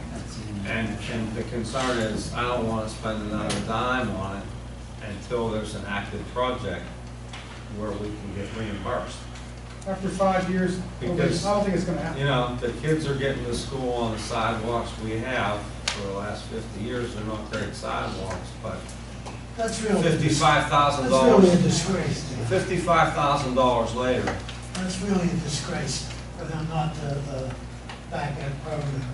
If you see those kids walking down there, I'm sure you do. There's a few areas up there where they. There's places that there are no sidewalks there. That's what I mean. I know, Yeah. they're needed, there's no question about it. Okay, Liz, do you have anything else? I'm sorry. Moving on. Public Works, interim supervisor, Mr. Bison. Yeah, gave you a copy of my report. All I have is the new truck came in on Monday. Anybody have any questions for me? No, but I would like to thank you for, you know, we asked that, you know, Waterfront Drive is going under a big reconstruction. Part of Waterfront Drive is owned and been adopted by Munhall Borough. We had a section down there that had a crack that was about 1 inch wide and 2 inches deep. And in conjunction with the other reconstruction, we asked our Public Works Department to go down there and fill that. They got a special machine and went down there and did it. And actually, we're ahead of the schedule for the reconstruction of Waterfront Drive. And Wilco and the Waterfront Partners appreciated us putting our best foot forward on that. And that should extend the life of that road rather significantly. So I appreciate you guys jumping on it real quick. Rick, did you have something? Yeah, Bob, I have a question on the pathway from Bondera Street down to Ravine Street. There was a fire down there with the structure down there. Was the pathway lighted before? Yes. Are the lights working down there now? They were removed, They were removed. poles and all. And did we do that, or did Duquesne Light do that? Pardon me? Duquesne Light did that. They did that. Why? That's what I'm asking. One of the residents down there asked me to make an inquiry, so I'm doing that. You know why they were removed? Because that pathway is used by a lot of the kids coming from school after football practice and whatnot. They walk down Ravine Street down there. So there really should be some lights done in there, because it's really not a real well-lit area at all. It's It's not a safe pretty place to bad. walk even if it's lit. Well, one of the residents wanted me to bring it up, so.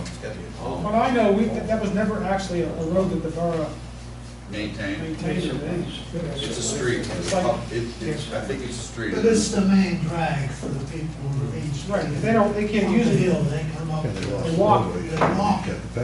no way they can do it, they're looking the other way, there should be lights down there.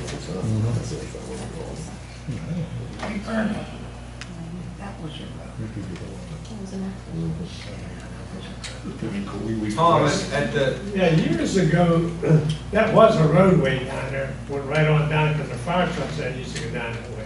Yeah, they used to deliver coal, if people lived Yeah, that was road all the way down to Ravine Street. It was a public road though. It was. Yes, it was, it was maintained by the borough. Still. Then one of the employees here blocked it off down there and took over, but, you know, that. You're not talking about the bend, are you? No, The walkway. no, The walkway. from, That's what I'm proud. There was a yeah, that was a road. roadway. That was a shortcut, that was a roadway. We're talking about the walkway. They just left it go and deteriorate. It So, was a good shortcut. Well, it was a good shortcut, it was good, vehicles even went up and down there. are the poles removed? They are removed. So do we ask Duke Campus to put them back, or is it a cost? It'll be a big cost. I mean, they just took it out on their own? I mean, I don't know. I'll double check. Bob said because there's no structure there anymore. That was their reasoning behind it. but there are streets that don't have structures on them that have streetlights. When would that happen, Bob? Too long ago. So just 6 months.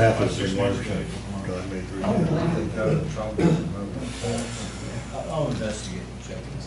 Bob has some connections at Blue Can Light, you can check that out. 'Cause I had that same issue, you know, come fall, it's dark.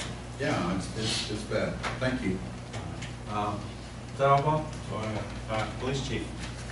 For the month of July, we had 675 reportable incidents that resulted in 47 arrests, 39 of them were adults, 8 were juveniles. And between non-traffic and traffic citations, there were 86 tags written. That's all I have unless anybody has any questions. I have a question. How many prisoners do we have? None. There were 39 adults arrested. That doesn't mean every one of them went into the jail cell. I know that we had at least 9 in the lockup. And we were fortunate enough to have Mark there at the time. He was able to watch all the prisoners we had except for one that the night term supervisor had to watch all night long. That was what I was alluding to. That was after he was gone and he wasn't available. So one time the night term supervisor had to sit in there for the entire night shift and watch a prisoner. And the other time, the night term supervisor had to sit for about an hour until Mark came back. It was going to sit with the prisoner on this. Until they get shipped down. I'm trying to make sure that happens. Now, I submitted 5 or 6 names to you guys last 2 months ago, and they were young firemen. Is there an age limit to be a jailer? I would think it would be, an adult, a legal adult 18, They were all legal adults then, right? I understand where you're coming from, but, some people have said to me, we got a lot of some retired people out there too that can do it. And I can't personally see 18-year-olds going into that sensitive area where there's all those records in there, you would have to walk everything. And if they're coming in there for 2 hours at a clubs, and on the weekends and stuff like that, I just don't trust it, let's put it that way. So, as far as I'm concerned, I understand that, but that could be construed as discriminating against them people. Against who? Against the young people that are applying for Well, this it's job. discriminate against the old people too. But, I mean, there's some munchies out there like Ray Cohn that want to do it.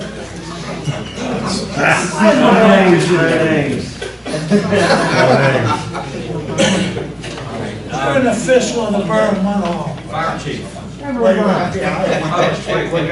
Captain Snyder, are we getting more or less calls now? I mean, because there was like 600 and some you reported. I mean, seems like a lot to me. the calls are increasing because, and I'll be quite honest with you, a lot of times when those calls would come in and our dispatchers knew these people, the dispatchers could handle those calls over the phone and not have to send the police out. But the county because they take a call, and then we are sent, it has to be given a number, so the calls increase. So we are getting more We calls. are getting more calls. Since that number seemed pretty high, 630, whatever. I think I remember hearing more like about 500 or something. I mean, just from memory, you know.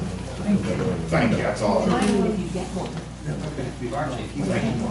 gave a copy of the report. We're still learning our system a little bit, but this is the best I could gather. But we're at about 45 calls for the month, broken down, and about 612 volunteer man hours for the Bureau of Fire, with no injuries.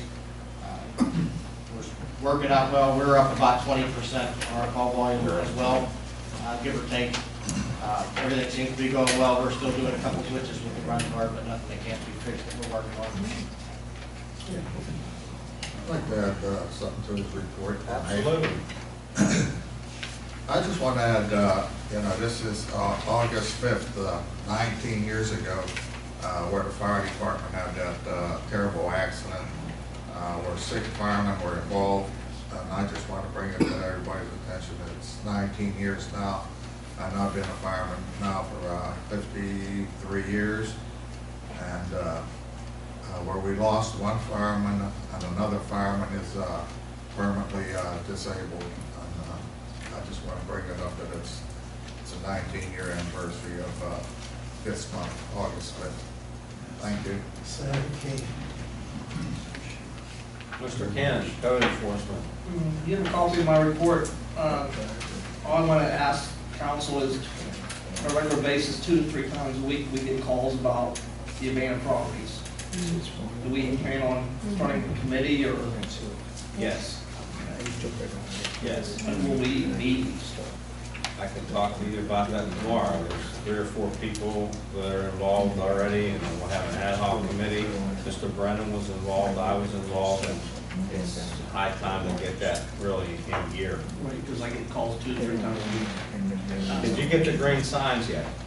No. Part of my report, it's evolving. It's evolving. That is too, it's legal language.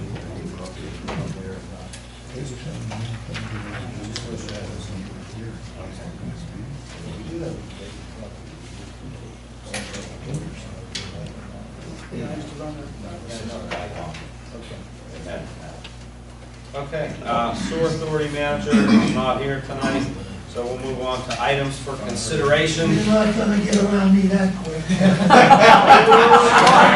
I gave your report. He read it word for word. You go, man. We have a motion on the floor. You're gonna get a motion.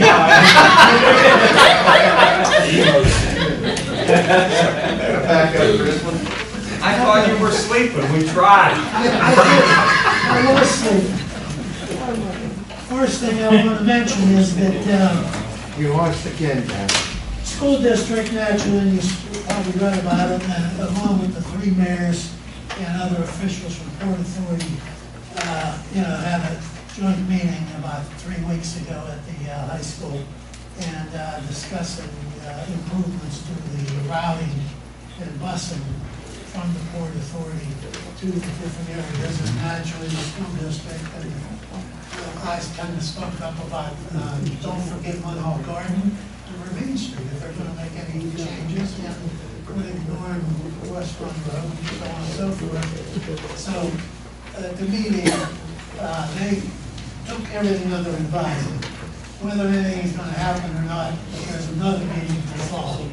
So I just wanted to let you all know that, certain areas we're trying to get covered so that our kids can get a bus too. Second thing, I have a letter here, came today from Representative Mark Gergley. Pleased to announce conduct tour of the 35th Legislative District, which I have really been waiting for. On Thursday, September 25th, they don't tell the time yet. So Mr. Dan Cessna, District Executive for PennDOT District 11, will be here to inspect state maintaining roads in your municipalities. So any other projects ongoing for any projects besides, I'm sure you all know which one, I'll probably be after. You gonna mention the flyover, Rick? Pardon me? You gonna mention the flyover to him? I just made it. Okay, I've been sizzling. Why stop now, right? Right, but anyway, I'll give a copy to, Bob, so he can, city council gets a copy. Notify, your office, all of you that would like to go on the tour. So, we expect, hopefully, that, the CEO from Allegheny County and also maybe Doyle's office will be on the tour too. What's the day of this tour, man? 25th of September, and it'll probably be, Munhall should be probably first. I'm hoping they have a fan or but we expect these executives and officials to Mayor, be on the van. I recommend the tour start right when the trucks go over the guardrail at the flyover. Now, We'll start right there. don't worry, it will be handled, I can assure you. Anyway, that item, we can pass this, we can pass that over to Bob. We can copy that to the council. And the last item I have is we discussed it earlier, and we're talking about the security of the building. And I'd like to see the gentleman on the desk now, his hours extended, him to be made a permanent employee, so that we can expand our security and cover a lot of these hours and things that Mr. Brennan was talking about.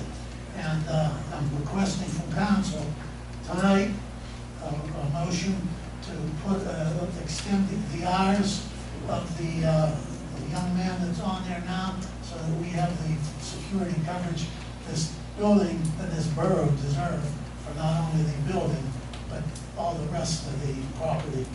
So I'm asking council to put that on the agenda, make a motion to that effect, to extend the hours of Mark, what's his last name? Mark Jersey, who is currently working from 1 to 7. I'd like to see him expanded to at least till 9:30. That's my request. Ray, I think we need someone there 9 to 5. Well, you have someone there, most of them. 9 in the morning to 5 in the evening, business hours, is what I'm talking about. You wanna go from 1 to 1 to 9. to 9. Yeah.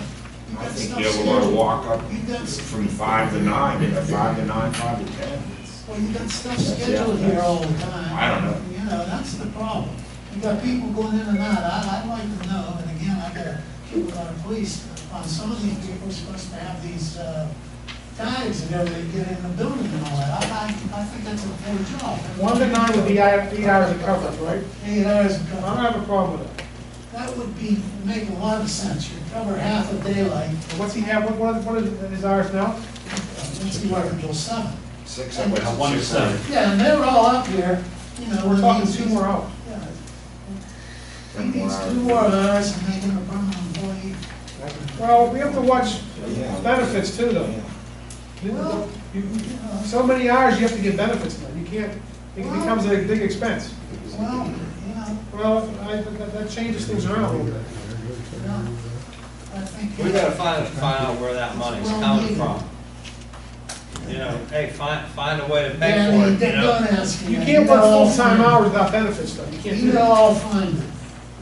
Well, find it and make a proposal and we'll do a motion. You can't work someone full-time hours without benefits. You had 800,000 last month, I told you, we never got together. What's it done, 300,000? We'll find them somewhere. You can't have a full-time employee without benefits. Rather than just throw a motion on the agenda tonight, I would rather talk about it with you and anybody else. We come up with a proposal that makes sense and find a way to pay for it, and we'll put it on the agenda and approve it next month. Is that fair enough? I'll take your word for it. We got a workshop back next month, so they can. Right. Workshop and take that first. Okay. And what will his duties be? Well, that's gonna be developed. That's why I don't wanna throw it on the agenda tonight. It's like he is now, the windows up, people can go to work. Put they're going to. The magic curtain goes. And his duties will be to Okay, Mayor, answer the. Mayor, does that complete your report? Yeah, I. Well, I appreciate you bringing up the flyover issue, and I know it's 10 after 9, but it boggles my mind. Not that I'm being critical of the state, you understand, but we have a $400 million development on the waterfront that you can't get to. The other day, I waited for 3 trains. Yep. 3 trains, and they wonder why the numbers are dwindling there.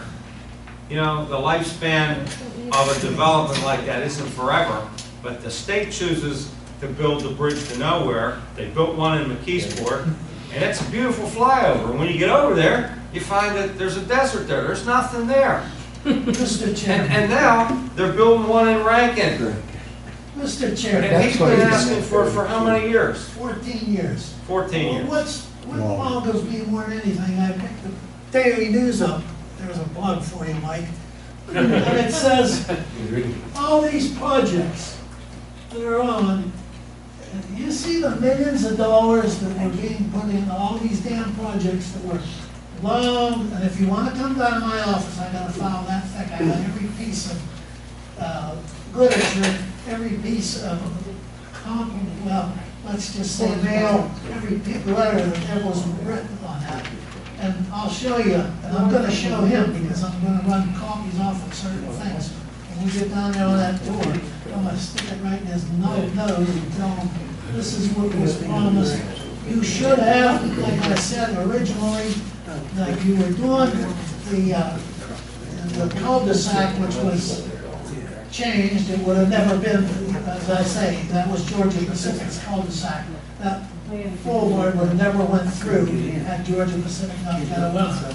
But at the same time, we were set, and we were promised that after they did in 2007, they did the 8th Avenue widening, which I lobbied for about 6 years, and finally got that resolved. They never put the turning lane in, and they never touched the bridge, which should have been done at the same time. Instead of telling me you're going to wait until Rankin is developed and connect the Hot Metal Bridge, and that's what their answer is going to be.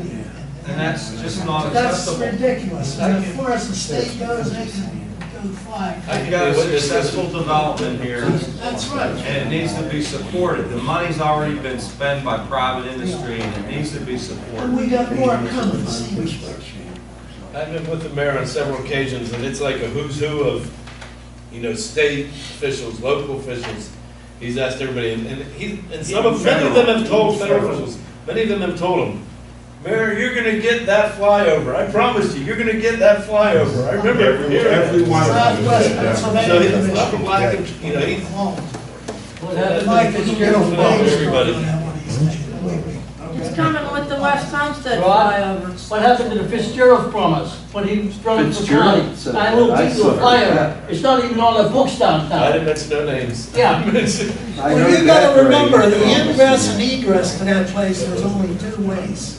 When he won the election. One of them's the flyover, the other one's Amity Street. But the waterfront wasn't built for us.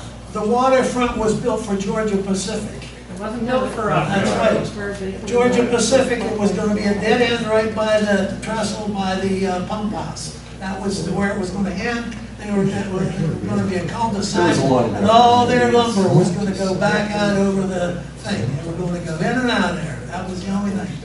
40 jobs on 35 acres or whatever it was. Thank God they changed their mind and things bottom out. All right, moving on. Thanks, Mayor. Hey, Lloyd, Items for consideration. Tom? when that waterfront first opened up, you were able to go over the bridge and turn right. Then they changed that. There was 1 lane down, 1 lane up. Shortly thereafter, they changed 2 lanes coming up, heading towards Pittsburgh. Why can't they look into that? We did. Change that. We did, and we asked them, and they said no. If you go on a Saturday night, both those lanes going up there are lined up all the way down. one would have, well, they are after a train track. There's Well, 88 all I can trains. tell you is that they've been to them several times and they've said no. There's They asked 88 for trains no going longer. through that waterfront. You can't change it 24 for the hours. We're traffic. gonna move on You to ever see items. somebody try to get killed down We're gonna there? move on to items for consideration. Okay, number one, motion to enter into an agreement with Cargill Incorporated, the IC Technology Business Unit for 2014, 2015 rock salt at the lowest bid price submitted to the SHACOG on Munhall Borough's behalf at a cost of $79.29 per ton delivered. Motion. Second, on the motion? Second. Just one comment, any comments? Just a comment, how much was it last year? I know it's substantially It's about $30 cheaper last year. $30 a ton. How many About tons we went through last year? And to Bob? put it in, About 5,000 tons. to put it in perspective, because of winter last year, our salt budget was, I think, $98,000 higher than anticipated, and now it's going up 50% basically. So, anyway, all those in favor of the motion signify by saying aye. Aye. All those opposed, it's unanimous. Number two, motion to enter into an agreement with Optimus Risk Services for safety and health services in relation to workers' compensation premium reduction and case management services effective October 1st, 2014, at no cost for 1 year and then $795 per month effective October 1st, 2015. I have a question on those on that. There's no motion. We don't have a- Oh, I'm sorry. Do we have a motion? Motion. Motion by Mr. Brennan, do we have a second? Second. Second by Mr. Shields. Discussion on the motion, go And ahead. my question, sorry, jumping the gun there. My question is $795 per month. How long is that agreement in effect once that 2016 starts? That's a good question. I Do we believe pay it's them a 1 year, or do we pay them? We pay a month, I think it's 1 year. We passed out the proposals last month. Everybody It was a year-to-year agreement. Year to year, I think it was in the packet we sent you. I think it's a year. So it can be broken off after a year. We file their services are done. They're saying it's gonna take a year to get this safety committee going Well, and certified. It's not just a and- safety committee, it's a case management service. So when somebody gets hurt, they take them through the process of the, you've been through this. I've been through quite a few of these. And they're projecting to reduce our workers' compensation premium after the first year. Right, but that's a 5% discount because of the safety committee. No, over and above that too. It's something, I don't have the proposal. How do they multiply? Well, I mean, I've been through quite a few of these, and I, heard people guarantee that they're gonna do this and that. I mean, well, without it, we're not gonna have any I papers. agree. I mean, it's gonna be the state fund no matter what. They're looking at the modification factor being reduced from 1.6 to 1.3, not very much by the first year, but significantly about $63,000 in savings. More and than pay for itself. this company's, they do a lot of boroughs, they do a lot out of towns and everything, they specialize in this type of work. So Affiliated with municipal. I think they're a good fit, I think they're a good fit. And I have something to say. I can't honestly vote for a few of these motions on this thing because of lack of information. I mean, this is the first time I'm seeing this is on here. We never talked about it. We never discussed any of this stuff. How can you honestly give a fair vote on this? I can't. Okay. The only thing I could say, Mr. Vitarian, is that we did pass out the proposal to everybody last month. We don't have a working session during the summer, and it was passed out last Friday and again yesterday. Well, yeah, but we should discuss it a little further. We'll discuss it right now. You have any questions on it? I mean, our workers' comp is so overboard. It's gonna save it, I just asked, it's gonna more than pay for itself. It's gonna, he just said $63,000 the savings gonna be, Glenn? That's the proposed Yeah. savings, could be more. But it's no cost to us at this point. But we used to go over motion by motion and discuss all this stuff, but we ain't been doing that. We didn't have a work session, but this is something that, has been recommended by the manager. Who's looked into it. You wanna wait till next month for that, Rick? Are you more comfortable with it? Well, I'd be more comfortable with a few of these motions if we can go next month. Which one? But we're on this motion now, so point of order, we're on this motion. It's on the floor, it's been seconded. Is that anything, you making a motion to table, Rich? Well, no, it's up to you. Okay. Well, then, we'll take a roll call vote. Harry, call a roll. Joe Ballas? Yes. Mr. Falls? Yes. Mr. Shields? Yes. Mr. Vonadian? No? Mr. Brennan? Yes. Mr. Lloyd? Yes. Motion carries 5-1. Number 3, motion to appoint Benefits Network Incorporated as Munhall Borough's broker of record for health plan and negotiations. Do we have a motion? What's the cost for something like that? No cost. There's no cost to us. The brokers make their money from commissions from the insurance companies. This is a result of the quote that we got for UPMC health plan of $75,000. I've asked for other quotes from UPMC, from the broker that works for UPMC, and we're not getting any cooperation. So this firm here does have a relationship with UPMC health plan, and December might as well be tomorrow. Let me explain what happened.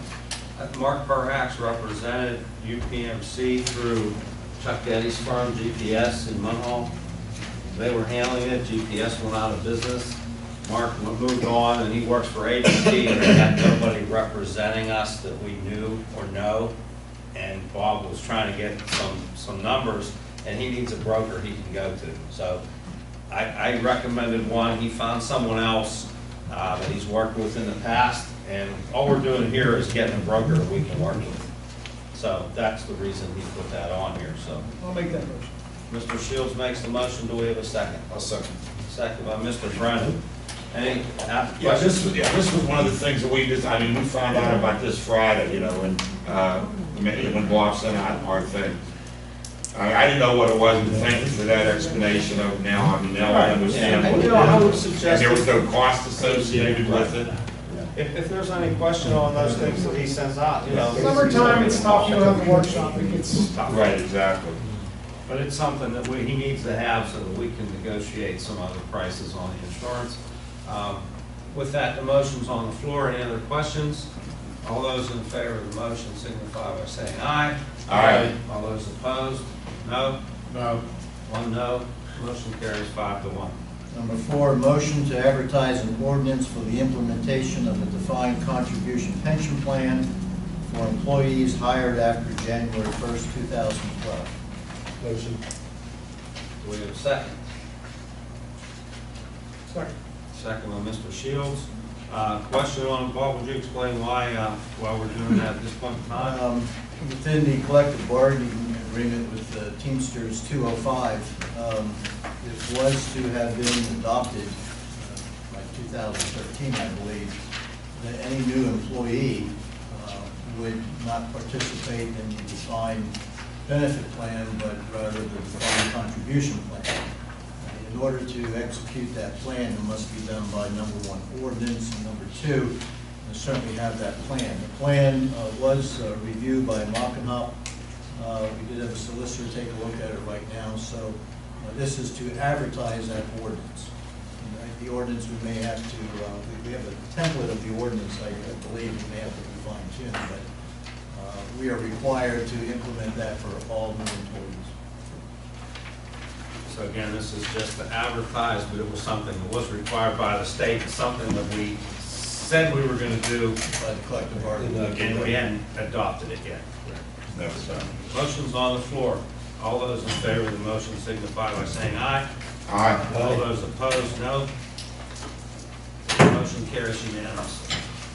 Number 5, motion to advertise for a public works supervisor position. Do we have a motion? Motion by Mr. Brennan. Do we have a second? Second. Second by Mr. Shields. I guess I'm gonna second them all. Well, this is something that has been in discussions for some time. It's been in discussion, it's been on the back burner. Mr. Bicey is the interim supervisor right now to go through the motions, to at least advertise that position for anybody that might be interested, both in-house as well as might be available. We will certainly advertise that, and depending on what comes in, I'll recommend the council down the road that decision. Are you going to have a salary associated with the position, or are you leaving that open? Well, probably negotiable. Do we have a job description? I mean, all that, I mean, that's something that I know we never had in the past. I have a preliminary one. Okay. Very important. Yeah, we never had that in the past. I know we just. Any other questions on the motion? Motion's on the floor. All those in favor of the motion signify by saying aye. Aye. All those opposed? No. 1 no, motion carries 5-1. Number 6, motion to advertise an ordinance authorizing the Munhall Sanitary Authority to enforce the borough's stormwater ordinance number 1513. Do we have a motion? Motion. Motion by Mr. Foss. Do we have a second?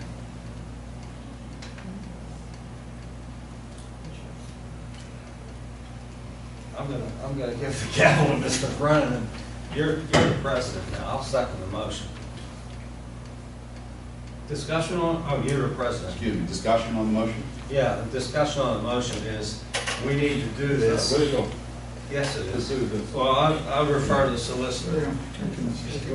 What is the problem here with people seconding motions? I don't understand.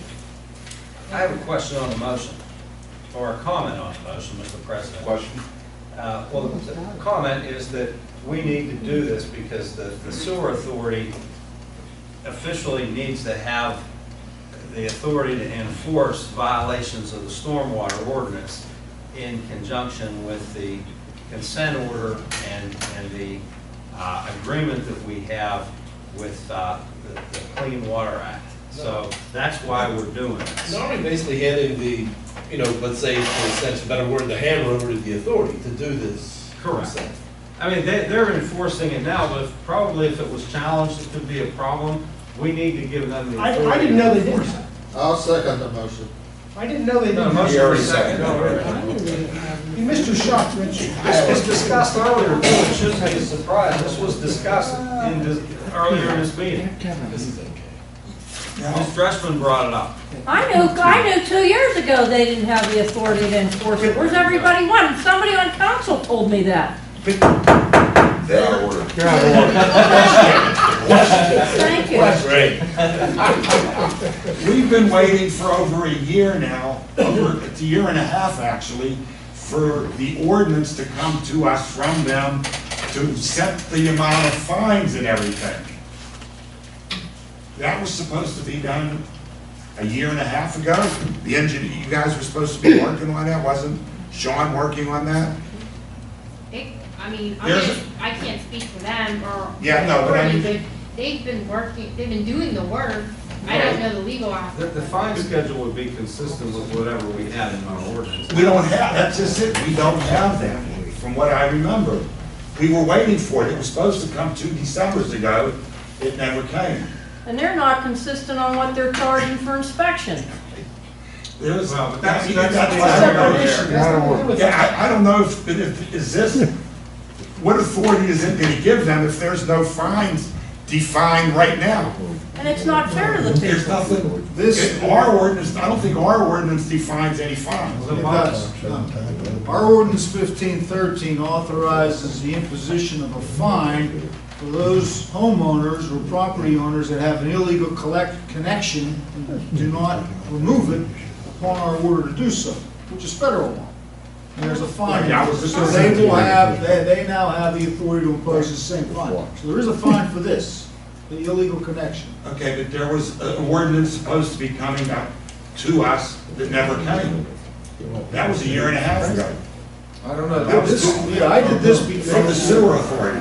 They were supposed to be, and the amount, there's a 5% or 10% of the people don't have to get their stuff fixed they can have a waiver, but that really doesn't affect this. Yeah, I know it doesn't, Two I know it separate doesn't, this is two separate issues, but are we putting an ordinance in to get the things done for an ordinance we don't have? Here's the thing, they need to tell us if they need something from us, that's their call. If they do, they need an ordinance, I'll make it. They have to, yeah, they need to come to us. I thought they were supposed to, they never did. There's nothing before me that they're asking me to do other than this. If they ask me to do this, I got it done in a month. Yeah, Well, they lost their solicitor. Their solicitor, I'm pretty sure, had a stroke, and she's no longer with them. And I hear they have another solicitor The now. new solicitor's the one that initiated this request The to new me. one, okay. And I thought it was a valid request, Sheriff Council prepared it. Yeah, I mean, there was, and I know they told us we were supposed to be getting one, but we never got it. And there, the waivers were supposed to be getting our 5%, didn't have to get stuff done. Their new solicitor specializes in this kind of Well, work. that's good, then. We didn't Okay, have- get stuff done. Mr. Lloyd, now that you handed the gavel over, I'd understand if you ran right out that door. I'm getting ready. I understand. Sorry, I just wanted to get that clarified there.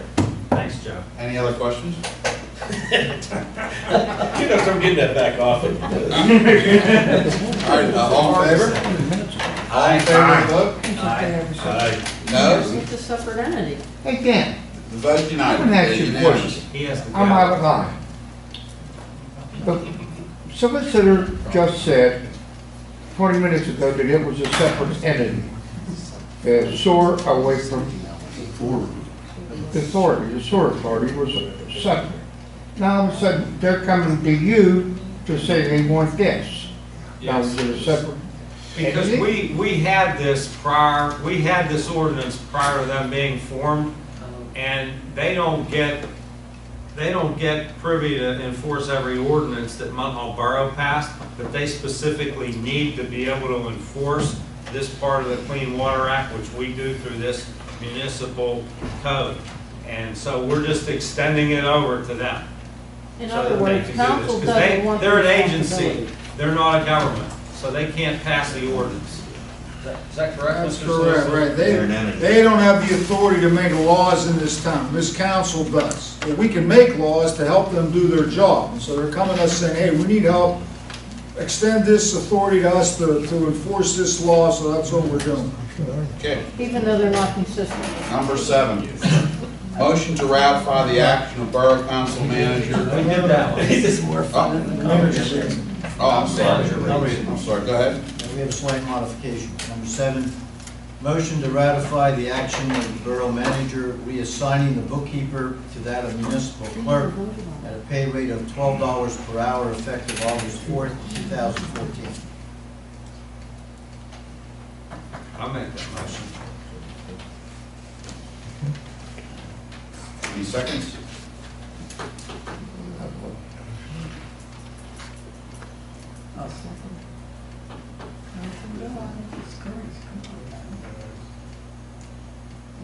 No seconds? We can review it next month. Okay, we'll skip this motion. Number 8. Motion to authorize the borough manager to enter into a lease agreement with the leasing firm for the purchase of a new dump truck at principal of $143,856.03 and to negotiate favorable terms to the borough. Motion. Second. All in favor? Aye. Noes? Passes unanimously. Number 9. Number 9, motion to pay bills for the period July 16, 2014 through August 20th, 2014, as in the profit and loss detail report summarized as follows. Administration, $34,813.42. Police, $26,586.59. Fire, $75,074.58. Health and sanitation, $15,708.67. Public Works, $45,094.01. Recreation, $1,055.05. And miscellaneous, $28,896.20, for a total of $227,228.52. I'll make that motion. I'll second that motion. All in favor? Aye. Any nays? Passes unanimously. Number 10, motion to approve payroll for the period of July 18th, 2014 through August 20th, 2014 as follows. For July 31st, 2014, $113,590.58. August 14th, 2014, $111,339.56. For a total of $224,930.14. Motion. Second. All in favor? Aye. Nays? Passes unanimously. We have one more that was added. This would be number 12. Motion to advertise the proposed floodplain ordinance for hearing and adoption on September 17th, 2014 meeting. Motion? Second. Motion. I'll make that motion. Motion? I made the motion. Yeah, second.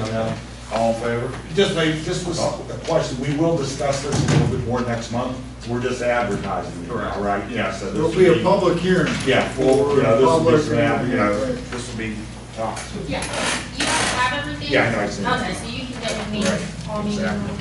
Don't we, This is just to advertise. don't we have other matters anymore? Yep.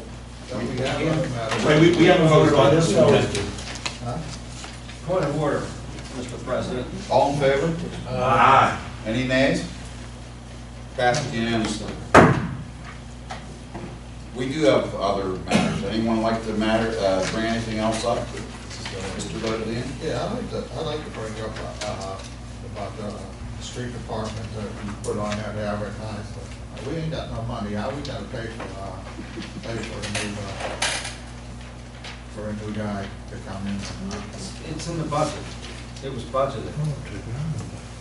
this year? Larry left. There was money left. Take it out of the budget.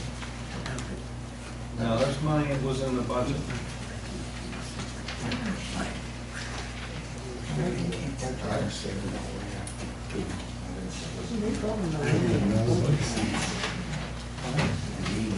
Where are we gonna advertise for this ad?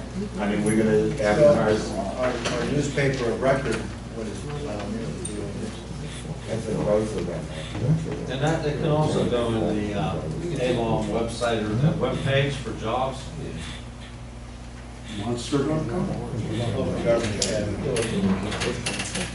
I have a question on the parking authorities ordinances that we've adopted or we're advertising. Have we started that advertisement for 9th Avenue? and 8th Avenue? No, that was part of my report, the second page, I didn't hit on that. The parking ordinance evolves, we don't have all the language yet together on that. It's part of my, I didn't bring that up, but that's still in the plate to be done. Okay. One other thing that's been brought to my attention, and then we'll call the meeting to closure. Several residents have asked, can we have vet flags raised along Main Street or anywhere we'd like to propose? You see them in West Mifflin, you see them across the bridge. And it's a program that's doesn't cost the borough anything at all. It's sponsored by the people who want to have their loved one recognized as a veteran of our services. I wanted to bring the banners that they put on the poles. Yes, yes. The company that does it, they're out of Denora, I believe. They do it at no cost, of profit. It's all volunteer time, and the dollars that are spent are minimal. I think it's $80 for a banner. I wanted to run this across the council and across the public, let the people think what they want. If we want to talk about that at the next meeting, maybe the fire department would have to be involved in putting the banners up, something to talk about. I think it's a nice idea. I think so. It's something that we can talk about at the workshop. Yeah. Workshop, yeah. I don't think Maybe you can get more info on, the company and all that, and. I'll bring that to the next meeting. Yeah, that's a good idea. Okay. Motion to adjourn. One more thing, just recreation meeting September 2nd. We're gonna talk about starting a recreation board up again, a citizens recreation board. So we can do, I think it'll enable us to do a few more things in the community, recreation-wise, if we have a board of some citizens, not a extremely large board, but maybe equivalent to what we do on the planning and so forth, like 5 people, I'm thinking. Portview has it's great to be a kid day. Here, Dan, I'm passing you all that. They have citizens that run the thing, and we get some information about it, it's pretty neat. They have a day, they have blow-ups, they have food for the kids, they raffle off bicycles. I get some information how they do it, it's really nice.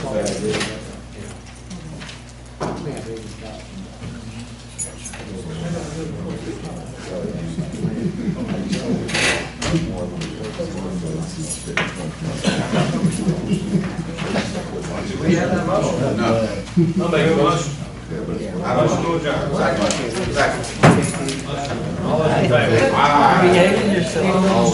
Yeah. You know what? You can move